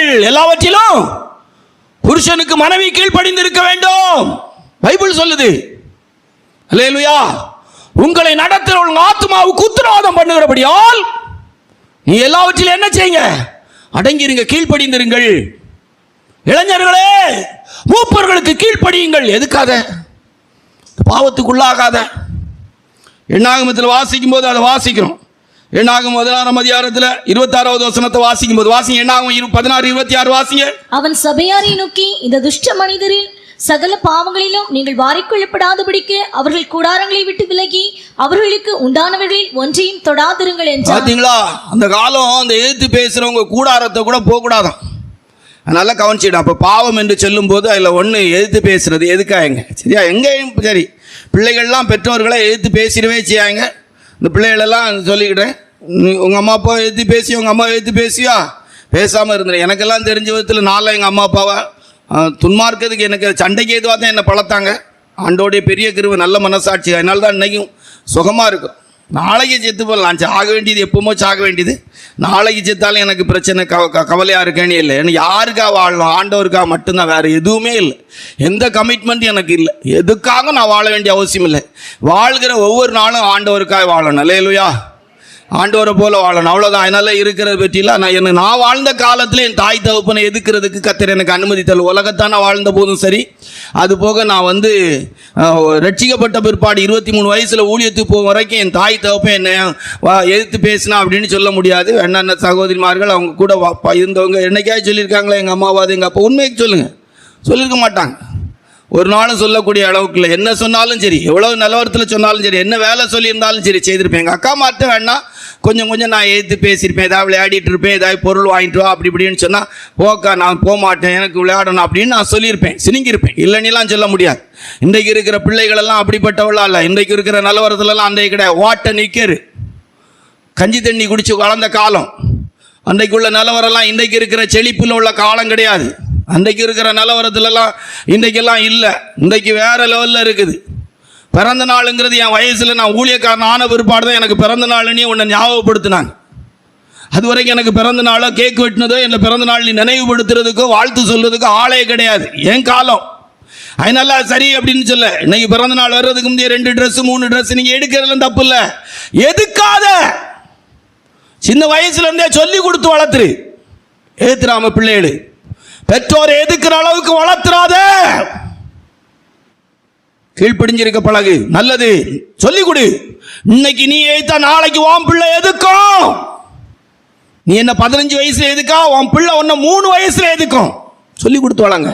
மனுஷன் எதை விதைப்பானோ அதையே அறுப்பான். சொல்லி கொடுத்து வளர்க்கணும். ரொம்ப கவனமா பிள்ளைகளை வளர்க்கணும். பெத்தது மட்டுமில்ல, வாழ்க்கை வளர்க்குறப்போ இது ரொம்ப கவனமா இருக்கணும். அல்லேலூயா. சபைக்குள்ள ஆத்மாவை கொண்டு வரதில்ல, உங்களை வளர்க்குற விதம் ரொம்ப முக்கியமா இருக்கணும். அல்லேலூயா. பரிசுத்த பவுல் சொல்ல, கர்ப்ப வேதனைப்படுகிறேன். என்ன வேதனைப்படுறேன்? கர்ப்ப வேதனைப்படுறேன். ஒரு ஆத்மா உருவாக்குறதுக்கு என்ன வேதனைங்கிறது ஆண்டவர்கிட்ட கேளுங்க, அப்ப தெரியும். வெறும் ஜிப்பா போட்டுட்டு வேட்டியை கட்டிட்டு தின்னுட்டு தெரியாதில்ல. ஆத்மா ஒரு ஊழியக்காரங்க உருவாக்கப்படணும். ஒரு தெய்வ பிள்ளை ஆவிக்குரியவள மாறணும். ஒரு கத்தோட பிள்ளை சபையில உறங்காம இருக்கிறதுக்கு படக்கூடிய பாடு நாங்க. சின்ன பெரிய விஷயமா ஒரு விசுவாசியை உறங்காம பிரசங்கம் கேட்க வைக்கிறதுக்கு படாத பாடுபட வேண்டிய இருக்கு. அதுக்கு நாங்க பட்ட பாடுக்கு எங்களுக்கு கிடைக்க வேண்டிய ரிவார்டு, பிரதர் உறங்க விட மாட்டேங்காரு. எதுக்காக? அல்லேலூயா. மனம் திரும்பிடணும். வாழ்க்கை ரொம்ப எப்பவும் என்னைக்கு எல்லா பிரசவமும் வராது. வரும்போது பிடிச்சிடணும், டக்குன்னு பிடிச்சிடணும், கேட்ச் பண்ணிடணும். மீன் பிடிக்க போகும்போது எல்லா நாளும் வலைக்குள்ள எல்லா மீன் வராது. ஒரு நாள் வர வலையை கிழிக்கக்கூடிய மீன் வசமா தூண்டிய போட்டு எடுத்து அடுத்த மடியை போட்டு எடுத்து தூக்கிடுவாங்க. என்னைக்கோ ஒரு நாள் வாழ்க்கையோடு சம்பந்தப்பட்ட ஒரு பிரசங்கம் வரும். இதுதான் வாழ்க்கைன்னு ஒரு பிரசங்கம் வரும், பிடிச்சிடணும். கரை சேர்றதுக்கு அப்படி பிடிச்சிடணும். அல்லேலூயா. மனம் திரும்புங்கள், பரலோக ராஜ்யம். பாவம் எதிர்க்கிறது பாவம். 2 வேதத்தில் வாசிக்கும் போது நிறைய இருக்கு. யாக்கோபு 4:17 வசனத்தை வாசித்தா, யாக்கோபு 4:17 வாசித்தா, நன்மை செய்ய திராணி இருக்கும் போது அதை செய்யத்தக்கவர்களுக்கு செய்யாமல் இருந்தால் பாவம். வாசியா. ஆதலால் ஒருவன் நன்மை செய்ய அறிந்தவனாயிருந்தும் அதை செய்யாமற் போனால் அது அவனுக்கு பாவமாய் இருக்கும். நன்மை செய்ய தெரிஞ்சிருந்து நன்மை செய்யாம இருந்தா பாவம். நல்லா தெரியும் சில விசுவாசிகளுக்கு எது நன்மை எப்படி செய்யணும், எப்படி செய்யவே செய்யாத. கட்டையில போனாலும் பெட்டியில வச்சாலும் திருந்தவே திருந்தாது. நன்மை செய்ய திராணி இருக்கும்போது அதை செய்யத்தக்கவர்களுக்கு உலகத்தானுக்கு இருக்கிறது கூட இந்த மார்க்கத்துக்கு வந்தவங்களுக்கு இல்லையேங்க. ஆச்சரியமா இருக்குங்க. உலகத்தாளுக்கு எத்தனை பேருக்கு நன்மை செய்யணும், தானம் தர்மம் செய்யணும்னு நினைக்கிறாங்க. இல்லையே. எப்படிங்க? ஒரு பிள்ளை படிக்கலை அப்படின்னா சில ஆசிரியர்கள் அந்த பிள்ளைகளுக்கு வீட்டுக்கு தெரியாமல் ஃபீஸ் கட்டி படிக்க வைக்கிறாங்க. எத்தனை ஆசிரியர்கள் அப்படி சொல்ல முடியும்? மனைவிக்கு தெரியாமல் சில சகோதரர்கள், புருஷனுக்கு தெரியாமல் சில சகோதரிமார்கள் அந்த ஸ்கூலில் இருக்கிற பிள்ளைகளுக்கு ஃபீஸ் கட்டி நீ ஒன்றும் யோசிக்காதமா வீட்டில் ஒன்றும் சொல்லாண்டா நானே கட்டுறேன்னு சொல்லி படிக்க வைக்கிறாங்க. நன்மை செய்ய திராணி இருக்கும்போது அதை செய்யத்தக்கவள் செய்யாவிட்டால் பாவம். நீ பூமியில் என்ன நன்மை செய்யறாதான் பரலோகத்தில் கிடைக்கும். பரலோகத்தில் அது கிடைக்கும். நம்முடைய சபையிலெல்லாம் நம்ம சபை இவ்வளவு தூரம் நன்னாகிறது காரணம் இருக்கிறவங்க இல்லை, இல்லாத நிலவரத்தில் கொடுக்குறவங்க. அல்லேலூயா. ரொம்ப முக்கியமான விஷயம், ரொம்ப பெரிய விஷயம். யோசித்து பார்க்குறாங்க, வாரந்தோறும் இப்படி ஒரு சாப்பாடு போடுறாங்க, எப்படி போடுறாங்க, அதுக்கு நம்ம என்ன செய்தால் நல்லா இருக்கும், எப்படி செய்தால் நல்லா இருக்கும். இல்லாத நிலவரத்துலேருந்து கொடுக்குறாங்க. கொடுக்கறதுக்கு நான் சொல்ல வரலைங்க, நமக்கு என்ன குறைவு ஆண்டோடைய கிருபை நல்ல. போன வாரம் 2 மீட்டிங் போனேன், மிஞ்சி போனால் ஒரு 5000 இல்லைன்னா 6000 ரூபா கிடைக்கும் நினச்சேன். 6000 ரூபா சின்ன சபை, நான் ஒரு 100-125 ஜனம் அந்த ஏரியாவில் உள்ள ஜனங்கள் வந்திருந்தாங்க. கவர் தந்தாங்க, கவரில் சும்மா தந்தாங்க. ஜெபம் பண்ணிட்டு வந்து பார்த்தேன், நமக்கு கொஞ்சம் நிறைய காசு தேவையான சமயம். சில தெய்வ ஊழியர்கள் எல்லாம் அடிக்கடி வரக்கூடிய நேரம். நம்ம ஃபெய்த்தோமுக்கெல்லாம் ரொம்ப பெரிய செலவு இல்லைங்க, எனக்கெல்லாம் பெரிய செலவே இருக்காது. என்றைக்கே ஒரு நாள் கொஞ்சம் ஒரு 2 தோசையோ 2 புரோட்டா, அதுனா 24 ரூபா. 2 ஆப்பம் 2 புரோட்டா சாப்பிட்டா 24 ரூபா. அதிகமாக செலவழிச்சா 24 ரூபா. டிப்ஸு கொடுத்தா 40 ரூபா. அவ்வளோதான் நம்ம செலவே. மொத்த செலவு எப்படி தான் இருக்கும். ஒரு டீ குடிக்கணும், அதை செய்யணும், இதை செய்யணும், எங்கேயுமே நீங்கள் என்ன பார்க்குறது கஷ்டம். இதான் நம்ம செலவுன்னா இதான் நம்ம செலவு. ஆனால் நம்ம சபைக்கு வரக்கூடியவங்களுக்கு இருக்கும். வந்து எண்ணி பார்த்தா 10,000 ரூபா இருந்துங்க. ஆண்டோடைய கிருபையினாலே உடனே இந்த வாரம் சனிக்கிழமை வெள்ளிக்கிழமை கூட ஒரு தெய்வ ஊழியர்கள் குடும்பம் வந்திருந்தாங்க. என்ன கவனிக்கணுமோ அவங்களை கவனிச்சேன். எவ்வளோ கிடைக்குதா கணக்கு பண்ணி. நம்ம நன்மை செய்ய திராணி இருக்கும்போது அதை செய்யத்தக்கவர்கள் செய்யாவிட்டால் பாவம். அல்லேலூயா. நம்ம சபையிலெல்லாம் சேர்க்கணும்னு நினச்சா இதுக்கு முன்னால் நம்மெல்லாம் வேறு லெவலில் இருக்குங்க. 1000 ரூபா கிடச்சா அது எவ்வளோ கொடுக்கலாமோ அவ்வளோ கொடுத்துட்டு, எவ்வளோ செலவழிக்கலாமோ செலவழிச்சிட்டு எப்போவுமே ஃப்ரீயாக இருக்கும். சிஸ்டர்ஸ்க்கே அது சில நேரம் கோபமாக இருக்கும். என்ன நீங்கள் எப்படி இருக்கிறீங்க, உங்களுக்கு ஒரு பாரம் கிடையாது. எனக்கு என்ன பாரம் இருக்கணும், உங்களுக்கு என்ன தேவைங்கிறது பரமபிதா இருந்துச்சுக்கா. சேர்த்து எவன் கொண்டு போனான். புது விடிப்பில் செத்தவன் என்ன ஒரு பிடி மண்ணு கொண்டு போலே, அடக்க மண்ணை பெட்டியை கொண்டு போலே, அவன் வாழ்ந்து முடிச்சு எலும்பை கொண்டு போலே. அங்கே தானே கிடந்த அந்த எலும்பு, அவன் எலும்பு அங்கே தானே கிடந்து. யாரும் எடுத்துகிட்டு போனாங்களா? கொண்டு போல. ஆட்டு மாட்டுக்கு எலும்பியாக எடுத்து சூ போட்டு இவன் எலும்பு அங்கே தான் குண்டுக்குள்ளே கிடந்து ஒன்றும் கொண்டு போக மாட்டான். நன்மை செய்ய திராணி இருக்கும்போது அதை செய்யத்தக்கவர்கள் செய்யாவிட்டால் பாவம். உலகத்தானுக்கு இருக்குதுக்கு இன்னைக்கு நன்மை, எவ்வளோ பெரிய நன்மை செய்யக்கூடிய ஆசை இருக்குது, நம்ம ஆட்களுக்கு இல்லையே. ரைட்டா? பாவம் அப்படிங்கிறதுக்கு இதில் மட்டும் கொஞ்சம் பார்த்துட்டு போவோம். 7 குறிப்புக்கு மேலே இருக்குது. மனம் திரும்பலுக்கு இருக்கிற ஸ்டெப்பு மட்டும் ஒரு 7 குறிப்பாக இருக்குது. மாத கணக்காக ஆண்டோடைய கிருபையினால தியானத்தில் இருந்து இன்றைக்கி தான் அதை கொஞ்சம் எடுத்துருக்குறோம். சரியா? பார்ப்போம். 3 பாவம்னு சொன்னால் என்ன அப்படின்னு சொன்னால் 1 சாமுவேல் 12:23 வாஸ்தா. 1 சாமுவேல் 12:23 வாஸ்தா வாசிங்க. நல்லா கேளுங்க, நல்லா கேளுங்க. எல்லா தெய்வ பிள்ளைகளும் நல்ல விழிப்புணர்வாக இருக்கிறாங்க. நல்லா கேளுங்க. சில தெய்வ பிள்ளைகளுக்கெல்லாம் நல்ல சூடாக கொடுக்கும்போது நல்ல சிரிப்பாக இருக்குது. பரவாயில்ல பிரதர், அனுசரணையே இல்லாமல் கொடுக்குறாரு. வாசி நல்ல சிரிப்பாக இருக்கிறான். பரவாயில்ல, நல்லா கொடுக்குறாரு. ஆண்டோடைய கிருபை நிறைவாக கொடுக்குறாரு. சிரிச்ச முகமாக கேட்குறாங்க. வாசியா. நானும் உங்களுக்காக விண்ணப்பம் செய்யாதிருப்பேனாகி கர்த்தருக்கு விரோதமாக பாவம் செய்கிறவனாக இருப்பேன். ஜெபம் பண்ணலாம் பாவம். உன் குடும்பத்துக்கு ஜெபம் பண்ணாத இல்லை, அடுத்தவங்களுக்கு ஜெபம் பண்ணலன்னா பாவம். ரொம்ப முக்கியமான விஷயம். நிறைய நாள் ராத்திரி நடந்திருக்கிற சம்பவத்தை சொல்லேன். ரொம்ப கஷ்டமாக இருக்கும் சரீரத்துக்கு. சம்டைம்ஸ் நான் இப்போ கூட அந்த ரோஸ்மியோபுரம் போயிட்டு வரும்போது 11:45 மணி, படுக்கும்போது 11, 12, 1, 1 ஆகும். ஜெபம் பண்ணாமல் படுக்க ஒரு நாள் அனுமதிச்சையில், விசுவாசிகளாகி உங்களை நினைக்காம படுக்க ஒரு நாள் அனுமதிச்சையில், உங்கள் வியாதிகளை நினச்சி ஜெபம் பண்ணாமல் படுக்க அனுமதிச்சது கிடையாது. ஏன்னா அப்படி செய்தால் ராத்திரி பாவியாக படுப்பேன், பரலோகத்துக்கு போக முடியாது. பைபிள் சொல்லுது. எனக்கு வேற உலகத்தானே எனக்கு தெரியாது, மற்றபடி உள்ளவனே எனக்கு தெரியாது. என்னை பொறுத்த வரைக்கும் உள்ள இன்னைக்கு அந்த பயம் இருக்குது. ஆத்மா கூடுனா அவ்வளோ பேருக்கும் ஜெபம் பண்ணாமல் இருந்தால் தப்பாச்சேன்னு. இன்றைக்கே காலையில் 5 மணி ப்ரைஸிங், கொஞ்சம் லேட்டாக எழுந்திரிச்சு ப்ரைஸிங் பண்ணாலும் 1 மணி நேரம் குறையாமல் ஆகுது. விசுவாசிகளுடைய தேவைகள் சந்திக்கப்படுவதற்கு மட்டும் குறைஞ்சது 2000 சோத்திரம் பண்ணோம். விசுவாசிகள் ஆசீர்வதிக்கப்படுவதற்கு, வியாதியிலிருந்து விடுதலையாக்கப்பட்டு தேவைகள் சந்திக்கப்படுவதற்கு அதை செய்யலைன்னா மனசாட்சி வாதிக்குது. அன்றைக்கு என்ன செய்திருந்தோ அதை செய்யாவிட்டால் ஆண்டவர் மனசாட்சி வாதிக்க வைக்கிறார்.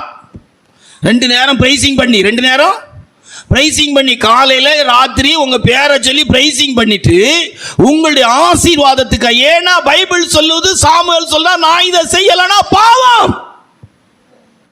பரிசுத்த பவுல் சொல்ல, இடைவிடாமல் உங்களை நினைக்கிறோம். இல்லை எப்படிங்க நின்று பேச ஆண்டவர் அனுமதிப்பார்? அல்லேலூயா. கொன்னு விடுவார், இங்கே அடிச்சு தூக்கிடுவார். அல்லேலூயா. நடுவில் அடித்து தூக்கி போட்டுருவார். அல்லேலூயா. ஜனத்துக்கு பணத்தை வாங்கி தின்னுக்கிட்டு கொளுத்து போயா திரியான்னு சொல்லி 75 கிலோவில் உடம்பு வச்சுட்டு உருட்டிக்கிட்டு ஜனத்தை பயமுறுத்திக்கிட்டா திரியான்னு தூக்கிடுவார். நிறைய பேருக்கெல்லாம் ஆசை உண்டு. பாப்பா இவர் பேசி எப்படி நிற்காரு, இதுவரைக்கும் நிற்கிறது அவருடைய கிருபை. அல்லேலூயா. ஒரு நாளும் ஜெபம் பண்ண படுக்க அனுமதிக்க மாட்டாருங்க. ஒன்றுமே இல்லைன்னா ஆண்டோடைய இரத்த கொட்டை எத்தனையோ நாள். நேற்று கூட ரொம்ப கஷ்டங்க. எங்கள் சிஸ்டர்ஸ் ஒரு நாள் ப்ரைஸிங் நான் வந்து கஷ்டப்பட்டு படுத்தா கூட விட மாட்டாங்க. இதிலே இருந்து கூப்பிடுறதுக்கு பதிலாக ஃபோனுக்கு மேலே ஃபோன் அடித்தா அதை எழுப்பிடுவாங்க. நேற்றெல்லாம் அவ்வளவு சரீர பலகீனம், இவ்வளோ பலகீனமாக இருந்து திடீர்னு வேற ஒன்றும் இல்லை, ஒரு களைப்பு மாதிரி டயர்ட்னஸ்ஸாக இருந்துச்சு, கொஞ்சம் கேஸாக இருந்தே மாதிரி. சரி அப்படியே இது செய்து வந்து மறுபடி ப்ரைஸிங் பண்ணி மறுபடி இது செய்து 1 மணிக்கு மேலே படுத்துருக்கு. ப்ரைஸிங் பண்ண அதுக்கு பிற்பாடு அந்த வசனத்தை மறுபடி வாசிங்க, நல்லா கேளுங்க. நானும் உங்களுக்காக விண்ணப்பம் செய்யாதிருப்பேன். நானும் என் குடும்பத்துக்காக சொல்லல, என்ன சொல்லியிருக்கு? யோபு தன் சிநேகிதர்களுக்காக வேண்டுதல் செய்த போது கர்த்தர் அவன் சிறையிருப்பை ஆமா நல்லா கவனிச்சிடுவேன். நல்லா என்னுடைய வாழ்க்கையில் நான் ரட்சிக்கப்பட்ட ஆரம்பத்திலிருந்து இந்த வாழ்க்கையை கர்த்தர் கற்றுக் கொடுத்தார். நல்லா கவனிச்சிடுவேன். ஆசீர்வாதம் தேவைங்கிறவங்க மற்றவங்களுக்காக ஜெபம் பண்ணுங்க. பக்கத்தில் இருக்கிறவங்களுக்கு சொல்லுங்க, விசுவாசிகளுக்காக கண்டிப்பாக ஜெபம் பண்ணுங்க. விசுவாசிகளில் இருக்கிற வியாதியஸ்தர்களுக்காக ஜெபம் பண்ணுங்க. முழங்காலில் நின்று ஜெபம் பண்ணுங்க, கையை வைத்து ஜெபம் பண்ணுங்க. ஆண்டோடைய சமூகத்தில் அப்படி ஜெபம் பண்ணுங்க. ஒரே என் குடும்பம் தவளமாய் மாக் மாக் மாக் மாக் மாக் மாக் மாக் மாக் மாக் மாக் மாக் மாக் மாக்னு ஜெபம் பண்ணிட்டு கிடக்காங்க. மற்றவங்களுக்காக ஜெபம் பண்ணுங்க. அல்லேலூயா. சபையில் இருக்கிற மற்ற விசுவாசிகளுக்காக ஜெபம் பண்ணுங்க. அப்படி ஜெபம் பண்ணுங்க, கர்த்தர் உங்களை ஆசீர்வதிப்பார். அப்போ ஜெபம் பண்ணாட்டா பாவம். பைபிளில் வாசித்தீங்கன்னா வேதம் சொல்லி கொடுக்கிறது. என்ன சொல்லலாம்? நீதிமொழிகள் 10:19 வாசா. நீதிமொழிகள் 10:19 வாசா நிறைய இருக்கு. சீக்கிரம் வாசி. நீதிமொழி 10:19 வாசியா. சொற்களின் மிகுதியில் பாவம் இல்லாமற் போகாது, தன் உதடுகளை அடக்குகிறவனோ புத்திமான். ஆமா, சொற்களின் மீதி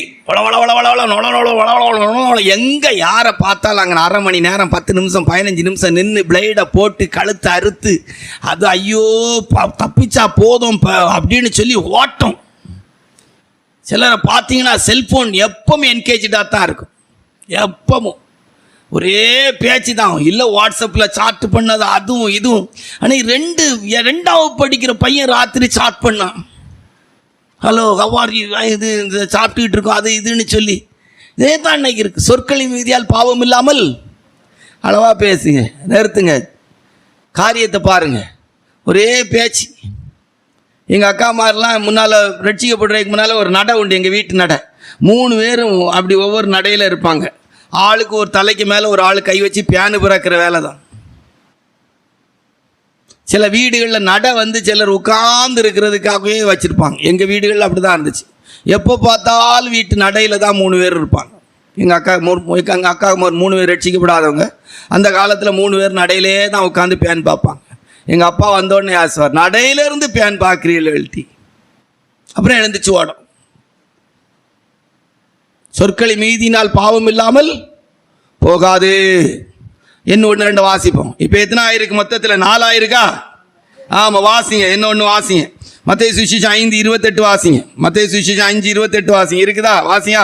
நான் உங்களுக்கு சொல்லுகிறேன், ஒரு ஸ்திரீயை இச்சையோடு பார்க்கிற எவனும் தன் இருதயத்தில் அவளோட விபச்சாரம் செய்தார். ஆமா, இச்சை பாவம். ரொம்ப கவனமாக இருக்கணும். கெட்டின மனைவியை தவிர மனசில் வேற யாரும் வரக்கூடாது. கெட்டின புருஷனை தவிர யாரும் வரக்கூடாது. என்னன்னு வாழ்ந்துக்கிட்டு திருப்பி சொல்றது அப்படியாக்க இப்படி அதெல்லாம் வரவே கூடாது. இச்சை பாவம். இச்சை என்னது? பாவம். அதெல்லாம் ரொம்ப விளக்கி சொல்லாண்டா, உங்களுக்கு நல்லா தெரிஞ்ச விஷயம்தான். சரியா? அப்போ இச்சை பாவம் அப்படின்னு சொல்லி என்ன செய்யுது வேதம் நமக்கு சொல்லி கொடுக்கிறது. அப்புறம் என்ன? நீதிமொழிகள் 24:9 தீய நோக்கம் பாவம். வாசியா. தீய நோக்கம் பாவமாம், பரியாசக்காரன் மனுஷனுக்கு அருவருப்பானவன். தீய நோக்கம் பாவம். யாருக்கு விரோதமாகவும் எதையும் செய்யறதுக்கு மனசுல நினைக்க விட, அவன் கெட்டு போட்டு அவன் நாசமா போட்டு அழிஞ்சு போட்டு தீய நோக்கம், தவறான நோக்கம் சம்பாதிக்கிறதுக்கு தீய நோக்கம் பாவம். எதுக்குமே தீய நோக்கம் பாவம். சரியா? அடுத்தது வேதத்தில் வாசித்து பார்த்தீங்கன்னா வேதம் நமக்கு சொல்லி கொடுக்கிறது. 1 சாமுவேல் 3:13 வசனத்தை வாசித்தா, பிள்ளைகள் அடக்காமல் போனால் பாவம். அவன் குமாரர் தங்கள் மேல் சாபத்தை வரப்பண்ணுகிறதை அவன் அறிந்திருந்தும் அவர்களை அடக்காமற் போன பாவத்தின் நிமித்தம் அடக்காம போன மாடு கண்ணுட்டி நல்லா தான் இருக்குது, நல்லா பழகிட்டு தான் வளர்ந்து வரும்போது உடனே சரடை போட்டுறாங்க இடிக்க கூடாதுன்னு. பிள்ளைகளெல்லாம் அடக்கி வளர்க்கணும், விருத்தி வளர்க்கணும். பைபிள் வாசிக்கணும், ஜெபம் பண்ணணும், பிரைசிங் வரணும். அடக்கி வளர்க்க பழகணும். பிள்ளைகளெல்லாம் கண்டது கேட்டது வாங்கினது எல்லாம் வாங்கி கொடுத்து, 5 ரூபாய்க்கு குறுக்கு வாங்கி கொடுத்து, 5 ரூபாய்க்கு அதை வாங்கி கொடுத்து, இதை வாங்கி கொடுத்து, சின்ன வயசுலேருந்தே பிள்ளைகளுக்கு விருப்பப்பட்டதை வாங்கி கொடுத்து, செருப்பை வாங்கி கொடுத்து, அந்த ட்ரெஸ்ஸை வாங்கி கொடுத்து, இந்த ட்ரெஸ்ஸை வாங்கி கொடுத்து பழக்கி கடைசியில் அது 10 வயசு 15 வயசு ஆகும்போது ஒரு சொல் பேச்சு கேட்காது. பொம்பளை பிள்ளைக்கு நிக்கரை வாங்கி கொடுத்து, பொம்பளை பிள்ளைகளுக்கு ஜீன்ஸு பேண்ட் குழந்தை கேட்குது. கொடுக்கணும். அப்பமாருக்கு அம்மாமாருக்கு அண்ணாவில் 2 பெரம்பு இருக்கு. கூட்டம் முடிச்சு 2 கேட்டையும் அடைச்சி போட்டு அந்த கேட்டுக்குள்ள விட்டு அடிக்கணும். ஆம்பளைகளுக்கு பிரதரும் சிஸ்டர்ஸுக்கு சகோதரிமாரும் பிரிச்சு விட்டு அடிக்கணும். கொடுப்பீங்களா, வாங்கி கொடுப்பீங்களா, வாங்கி கொடுப்பீங்களா, வாங்கி கொடுப்பீங்களா, செய்வீங்களா, மாட்டேன் போன ஒன்று அடக்கிடுவேன் அப்படின்னு சொல்லணும். அடக்கி வளர்க்கணும். பிள்ளைகளை என்ன செய்யணும்? அடக்கி வளர்க்கணும். வெளி உலகத்தார் இன்னைக்கு அடக்கி வளர்க்க சொல்கிறான். வெளி உலகத்தை அடக்கி வளர்க்க பிள்ளைகளுக்கு உபதேசம் பண்ணுறான். நம்ம மார்க்கம் அடங்கி இருக்கிற மார்க்கம். அல்லேலூயா. ஏற்ற காலத்தில் அவர் உங்களை உயர்த்தும்படிக்கு பலத்த கரத்துக்குள் அடங்கி இருங்கள். லெக்கின்ஸ் ஒன்று நம்ம பிள்ளைகள் பார்த்துருக்க கூடாது. அந்த மாதிரி வளர்த்து எடுக்கணும். கொடுக்குற குடுப்பில் போன உடனே கறி துடைக்க துணியாக மாற்றிடணும். அழகான வஸ்திரங்கள் போட்டு பழகணும். அல்லேலூயா. பரிசுத்த அலங்காரத்தோடு கர்த்தரை தொழுது கொள்ளுங்கள். அடக்கி வளர்க்கணும் பிள்ளைகளெல்லாம். செல்ஃபோன் இவ்வளோ நேரம் தான் யூஸ் பண்ணணும், அதுக்கு மேலே யூஸ் பண்ணக்கூடாது. அங்கிட்டு வைக்கணும். அது என்ன செல்ஃபோன் யூஸ் பண்ணி படி, பைபிள் வாசி, ஜோம் பண்ணு, சோறு போட்டு கூட வளர்க்க தெரியுதுல்ல. இதை சொல்கிறதுக்கு என்ன கஷ்டம் இருக்குது? காணிக்கை தர எங்களுக்கு இவ்வளோ கண்டிச்சு இவ்வளோ நேரம் 1.5 மணி நேரம் பேச தெரியுதுல்ல எங்களுக்கு. உங்களுக்கு ஏன் பேச தெரியல? பெத்த பிள்ளை இல்லை, அதுக்காக தானே வாழ்றீங்க. அல்லேலூயா. வாரத்துக்கு ஒரு நாள் வரக்கூடிய உங்களை நாங்கள் கண்டிச்சு வளர்க்குறோமா வளர்க்கலையா? சரி வரட்டு, எப்படியும் 10 ஆத்மா கூட வாட்டி இல்லை. இருக்கிறது சரியா இருக்கட்டு, கொடுக்கிறத குடுத்து வளர்ப்போம். ஆமா, இருக்கிற 4 உருப்படியா இருக்கட்டு. இங்க என்ன இந்த பிளாட்ஃபார்ம் இது போலி நகையா வச்சுக்கிட்டு இருக்கிறோம். அல்லேலூயா. வைரம் வைடூரியமா இருக்கணும். பரலோக ராஜ்யம் விலையேற பெற்ற முத்துக்களை போல உள்ள கல்லால் அலங்கரிக்கப்பட்டது. ஒவ்வொரு விசுவாசி தெய்வ பிள்ளை அப்படி இருக்கணும். விசுவாச தெய்வ பிள்ளைகளுடைய பிள்ளைகள் அப்படி இருக்கணும். இல்லைன்னா நிற்கணும். டில்லிக்கே கலெக்டர் ஆனாலும் உனக்கு பிள்ளையா தான் இருக்கணும். அப்படிதான் வளர்க்கணும். வளர்க்குறாங்க. அப்படிப்பட்ட பெற்றோர் நம்ம மத்தியில இருக்கிறாங்க. இன்னைக்கு கல்யாணம் வாங்கி கொடுத்து புருஷனுக்கு கீழ்ப்படிஞ்சிருக்க, வீட்டுக்கு வந்தா அப்பா அம்மா கனம் பண்ணக்கூடிய அளவில் இருக்கு. வளர்க்கணும். இன்னைக்கு வளர்க்குற செய்த ஒரு தவறுக்கு இன்னைக்கும் தாய் தகப்பனுக்கு முன்னால கூனி போய் நிற்கக்கூடிய பிள்ளைகள் இருக்கு. மனசாட்சி வாதிச்சு அப்பா அம்மா அவ்வளவு கனம் பண்றாங்க. ஒரு பக்கம் பாசம், ஒரு பக்கம் கனம். பிள்ளைகளை வளர்க்கும் போது அப்படிதான் வளர்க்கணும். தெரியணும் பிள்ளைகளுக்கு வறுமை தெரியணும், கஷ்டம் தெரியணும், இல்லாம தெரியணும். எவ்வளவு பிரயாசத்தில் பிள்ளைகளை வளர்க்குறோம் தெரியணும். எவ்வளவு அன்பு இருக்கு தெரியணும். பிள்ளைகளை அடக்கி தான் வளர்க்கணும். ஏலி அதை செய்யல. நிக்கிற வாங்கி கொடுத்துருப்பான்னு நான் நினைக்கிறேன். சரியா? இப்போ இது போதும் நீ நினைக்கிறேன். ரொம்ப கூடுதலாயிட்டோ என்ன ஒன்று பார்ப்போம். சரியா?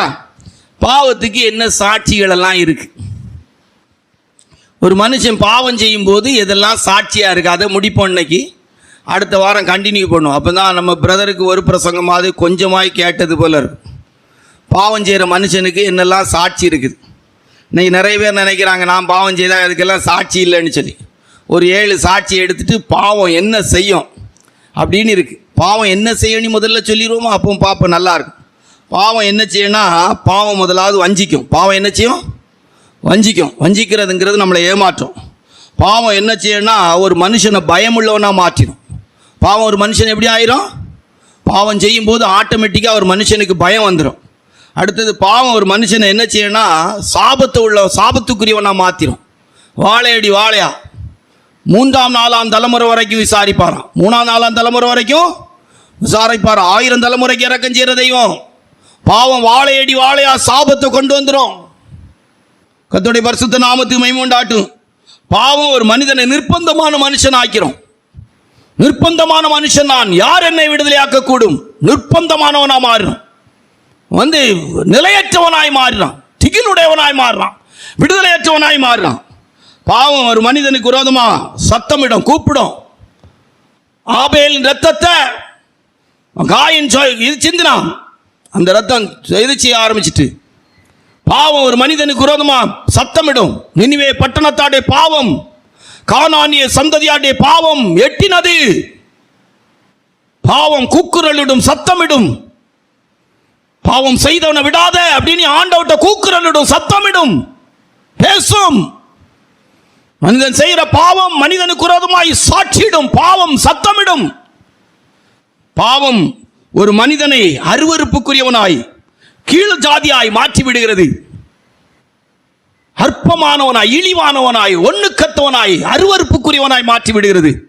பாவம் ஒரு மனிதனுக்கு மரணத்தையும் நியாய தீர்ப்பையும் கொண்டு வருகிறது.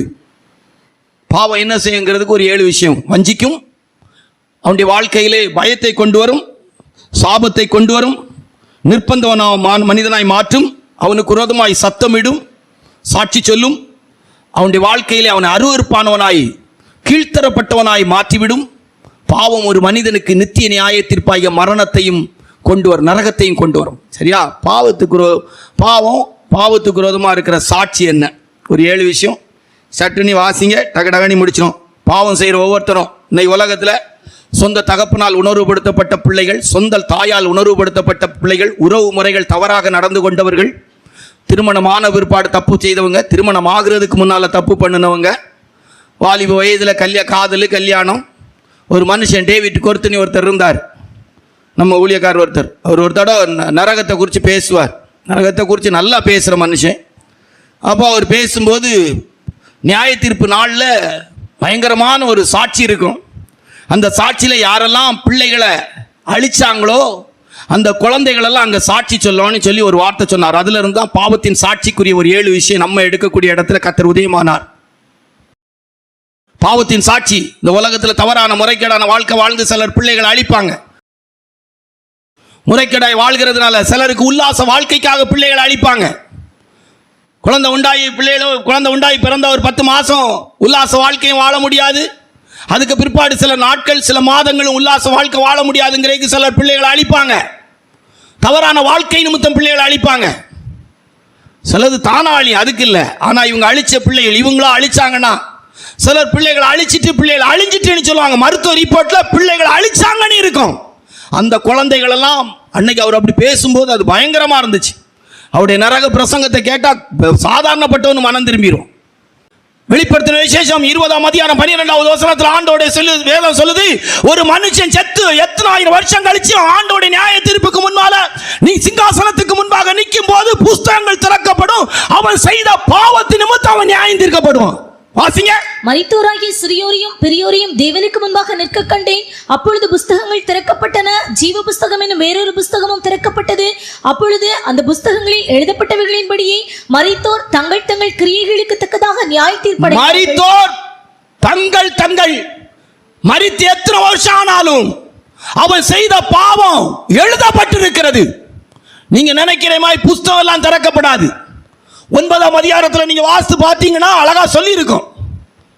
வெளிப்படுத்தல 9ஆம் அதிகாரத்தில் வெட்டுக்கிளிய போல இருக்கும் ஒரு மிருகம், குதிரை மாதிரி இருக்கும், சிங்கம் போல முகம் இருக்கும், மனுஷ சகோதரியுடைய கூந்தல் இருக்கும், வாலு தேளிண்ட கொடுக்கு பாம்பு, வாயிலிருந்து நெருப்பு கக்கும், இப்படியெல்லாம் எழுதியிருக்கும். இப்படியெல்லாம் ஒரு மிருகம் வராது. இதெல்லாம் இன்னைக்கு இருக்கிற போர் விமானத்தை தான் காட்டுகிறது. அல்லேலூயா. இன்னைக்கு இருக்கிற போர் விமானத்தை காட்டியிருந்தா அன்னைக்கு எழுதுறதுக்கு வார்த்தை யோவான் அப்போஸ்தலனுக்கு கிடையாது. அதனால அந்த மிருகங்களுடைய தோற்றத்தின் அனுபவத்தில் அலங்காரமாக எழுதி வச்சிருக்கிறாங்க. இது போல புஸ்தகங்கள் திறக்கப்படணும்னா ஆண்டவர் பெரிய புஸ்தகத்தை வச்சு ஜெபாவுக்கு எழுதுவார்னு நினைக்காங்க. கல்யாணம் ஆகலைங்கிற பேருக்கு இருக்கிற கீழே இருக்கிற எப்படி இருக்கிறான், இங்க இருக்கிற ஒவ்வொரு சகோதரிமார் ஒவ்வொரு சகோதரி எப்படி இருக்கிறாங்க, கெட்ட மனைவிக்கு உண்மையா இருக்கானா, கெட்ட புருஷனுக்கு உண்மையா இருக்கிறாங்களா, கல்யாணத்துக்கு முன்னால எப்படி இருந்தாங்க, கல்யாணத்துக்கு பின்னால எப்படி இருந்தாங்க, எல்லாத்துக்கும் ஆதாரம் கர்த்தர் வைத்திருக்கிறார். அல்லேலூயா. ஒருத்தரும் தப்ப முடியாது. போனா போதும், அங்க தானா ஓபன் ஆகும். எங்க என்ன செய்தான், யாரு செய்தான், எத்தனை பிள்ளைகளை லவ் பண்ணா, எத்தனை பையல லவ் பண்ணா, முந்தின காதல் என்ன, ரெண்டாவது காதல் என்ன, எத்தனை பிள்ளைகளை அழிச்சான், யாருக்கு எந்த பிள்ளை பிறந்துச்சு, எல்லாத்துக்கும் சாட்சி வச்சிருக்கிறார். ஆமா, யாருக்கு எவன் பிறந்தாங்கிறதுல அங்க வந்துடும். இங்க வளர்க்கறது எப்படி வளர்த்துட்டு போலாம். அங்க வந்த உடனே தெரியும், ஏமா வாமா, அப்பா அங்க நிக்காரு, அப்பா அங்க நிக்காருன்னு கூப்பிடும்.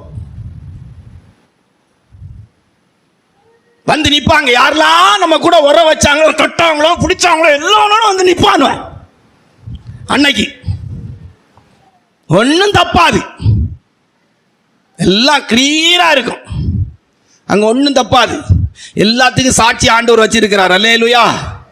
எக்ஸ் காதல், எக்ஸ் லவ்வர் எல்லாம் ஒன்று தானோ, எல்லாம் வரும். எல்லா சாட்சியும் கரெக்டாக இருக்கும். புஸ்தகங்கள் திறக்கப்பட்டன. பரிசுத்தாவி வரும்போது நீதியை குறித்தும் நியாய தீர்ப்பை குறித்தும் பாவத்தை குறித்தும் கண்டித்து உணர்த்துவார். அதுக்கு தானே அந்த வேத புஸ்தகம் நமக்கு தந்திருக்கு. பாவத்தை அறிக்கை செய்ய விருப்பம் இல்லை, பாவத்தை இஷ்டத்துக்கு செய்யுது, கெட்ட புருஷனுக்கு துரோகம் பண்றது. முதல் சாட்சி பாவத்துக்கு. ஒன்று லஞ்சம் வாங்கி இருக்கிறாங்க, கொலை செய்திருக்கிறாங்க, இதுக்கெல்லாம் பெரிய சாட்சி கிடையாது. அரசியல் தரப்புலலாம் இன்னைக்கு பெரிய சாட்சி கிடையாது. எவ்வளோ சம்பாதிச்சு வச்சிருக்கான், உழைச்சது போல காட்டிக்கிட்டு இருக்கிறான். சவரன் வச்ச வண்டியில் போகிறான், அரசாங்கம் காவலுக்கு போகுது. கர்த்தர் ஒரு மனுஷனை நியாயம் விசாரிக்கும் போது, ஒரு மனுஷன் நியாயம் விசாரிக்கும் போது 7 சாட்சி இருக்கு. பணம், பொருள், சொத்து, சுகம் ஒன்றும் வந்து நிற்காது. உண்மையிலே சொல்கிறேன், உடிங்கிறோம். வெளிப்படுத்தின இது எசேக்கியேல் தீர்க்க தரிசன புத்தகம் 22:14 சொல்லு. நான் உன்னை நியாயம் செய்கிற நாளிலே உன் இருதயம் தாங்குமோ, உன் கைகள் திடமா இருக்குமோ. வாசிங்க, சக்கனி வாசிங்க. ஒரு 7 காரியத்தை சொல்லி நியாயம் செய்யும் நாட்களில் உன் இருதயம் தாங்குமோ, உன் இருதயம் தாங்குமோ. வாசிங்க. முதல் சாட்சியை மட்டும் வாசிப்பு. யோவான் சுவிசேஷம் 8:9 வசனத்தை வாசிங்க. யோவான் சுவிசேஷம் 8:9 வசனத்தை வாசிங்க. யோவான் சுவிசேஷம் 8:9. ரோமர் 2:15. ரோமர் 9:2 வாசிங்க. யோவான் சுவிசேஷம் 8:9, ரோமர் 2:15, ரோமர் 9:2 வாசிங்க. அவர்கள் அதை கேட்டு தங்கள் மனசாட்சியினால் கடிந்து கொள்ளப்பட்டு பெரியோர் முதல் சிறியோர் வரைக்கும் ஒவ்வொருவராய் போய்விட்டார்கள். இயேசு தனித்திருந்தார், அந்த ஸ்திரீ நடுவே நின்றார். மனசாட்சியினால் கடிந்து கொள்ளப்பட்டார்கள். முதல் சாட்சி மனசாட்சி. சாட்சி எல்லாருக்கும் மனசாட்சி ஒரு கோர்ட்டு. ஏன் மனசாட்சி தெரியுங்க, நான் செய்த பாவம். உங்களுக்கு தெரியுமா பிரதர்? உங்க மனசாட்சி தெரியுமா தெரியாதா? உங்க மனசாட்சி தெரியுமா தெரியாதா? தம்பி, உங்க மனசாட்சி நீங்க செய்யற தப்பு தெரியுமா தெரியாதா? தெரியும். எல்லாருடைய மனசாட்சியும் ஒரு கோர்ட். எல்லா மனசாட்சியும் தெரியும். அல்லேலூயா. என்ன தப்பு பண்ண, ஏது பண்ண, எப்படி பண்ண, என்ன வாஞ்சியோடு பண்ண, என்ன விருப்பத்தோடு பண்ணோம், எல்லாத்துக்கும் நம்ம மனசாட்சி சாட்சி. அல்லேலூயா. ஆமா, ஒன்றும் தப்ப முடியாது. இந்த ஒரு குறிப்புக்கு மேல பேசுறதுக்கு வாய்ப்பு இல்லை. மனசாட்சி சாட்சி. முதல் சாட்சி என்னது? மனசாட்சி. இருக்கா உங்களுக்கு எல்லாருக்கும் மனசாட்சி? எப்போ காதலிச்சேன், எப்படி காதலிச்சேன், காதலிச்சு எங்கெல்லாம் சுற்றினோம், எங்கே போனோம், எப்படி, என்ன எல்லாம் சாட்சி இருக்குது. மனசாட்சி தெரியல. என்ன மறந்து போகிறதுக்கு என்ன மனசாட்சி, என்ன ஞாபக புஸ்தகம் அப்படியெல்லாம் கிடையாது. எல்லாருக்கும் மனசாட்சி தெரியும். கட்டின புருஷனுக்கு துரோகம் பண்ணது, மனைவிக்கு துரோகம் பண்ணது, எல்லா சாட்சியும் இருக்குது. எல்லா மனசாட்சியும் இருக்குது. எனக்கெல்லாம் என் மனசாட்சி எனக்கு சொல்லுதப்பா. நிறைய பேருக்கு அவங்க மனசாட்சி இன்னைக்கு சுத்தமாகாதனால தான் பயந்துட்டு இருக்கிறாங்க. மனம் திரும்புங்கள், பரலோக ராஜ்யம். நான் உன்னை நியாயம் செய்கிற நாளில் உன்னை இருதயம் தாங்குமோ, உன் கைகள் திடமாய் இருக்குமோ.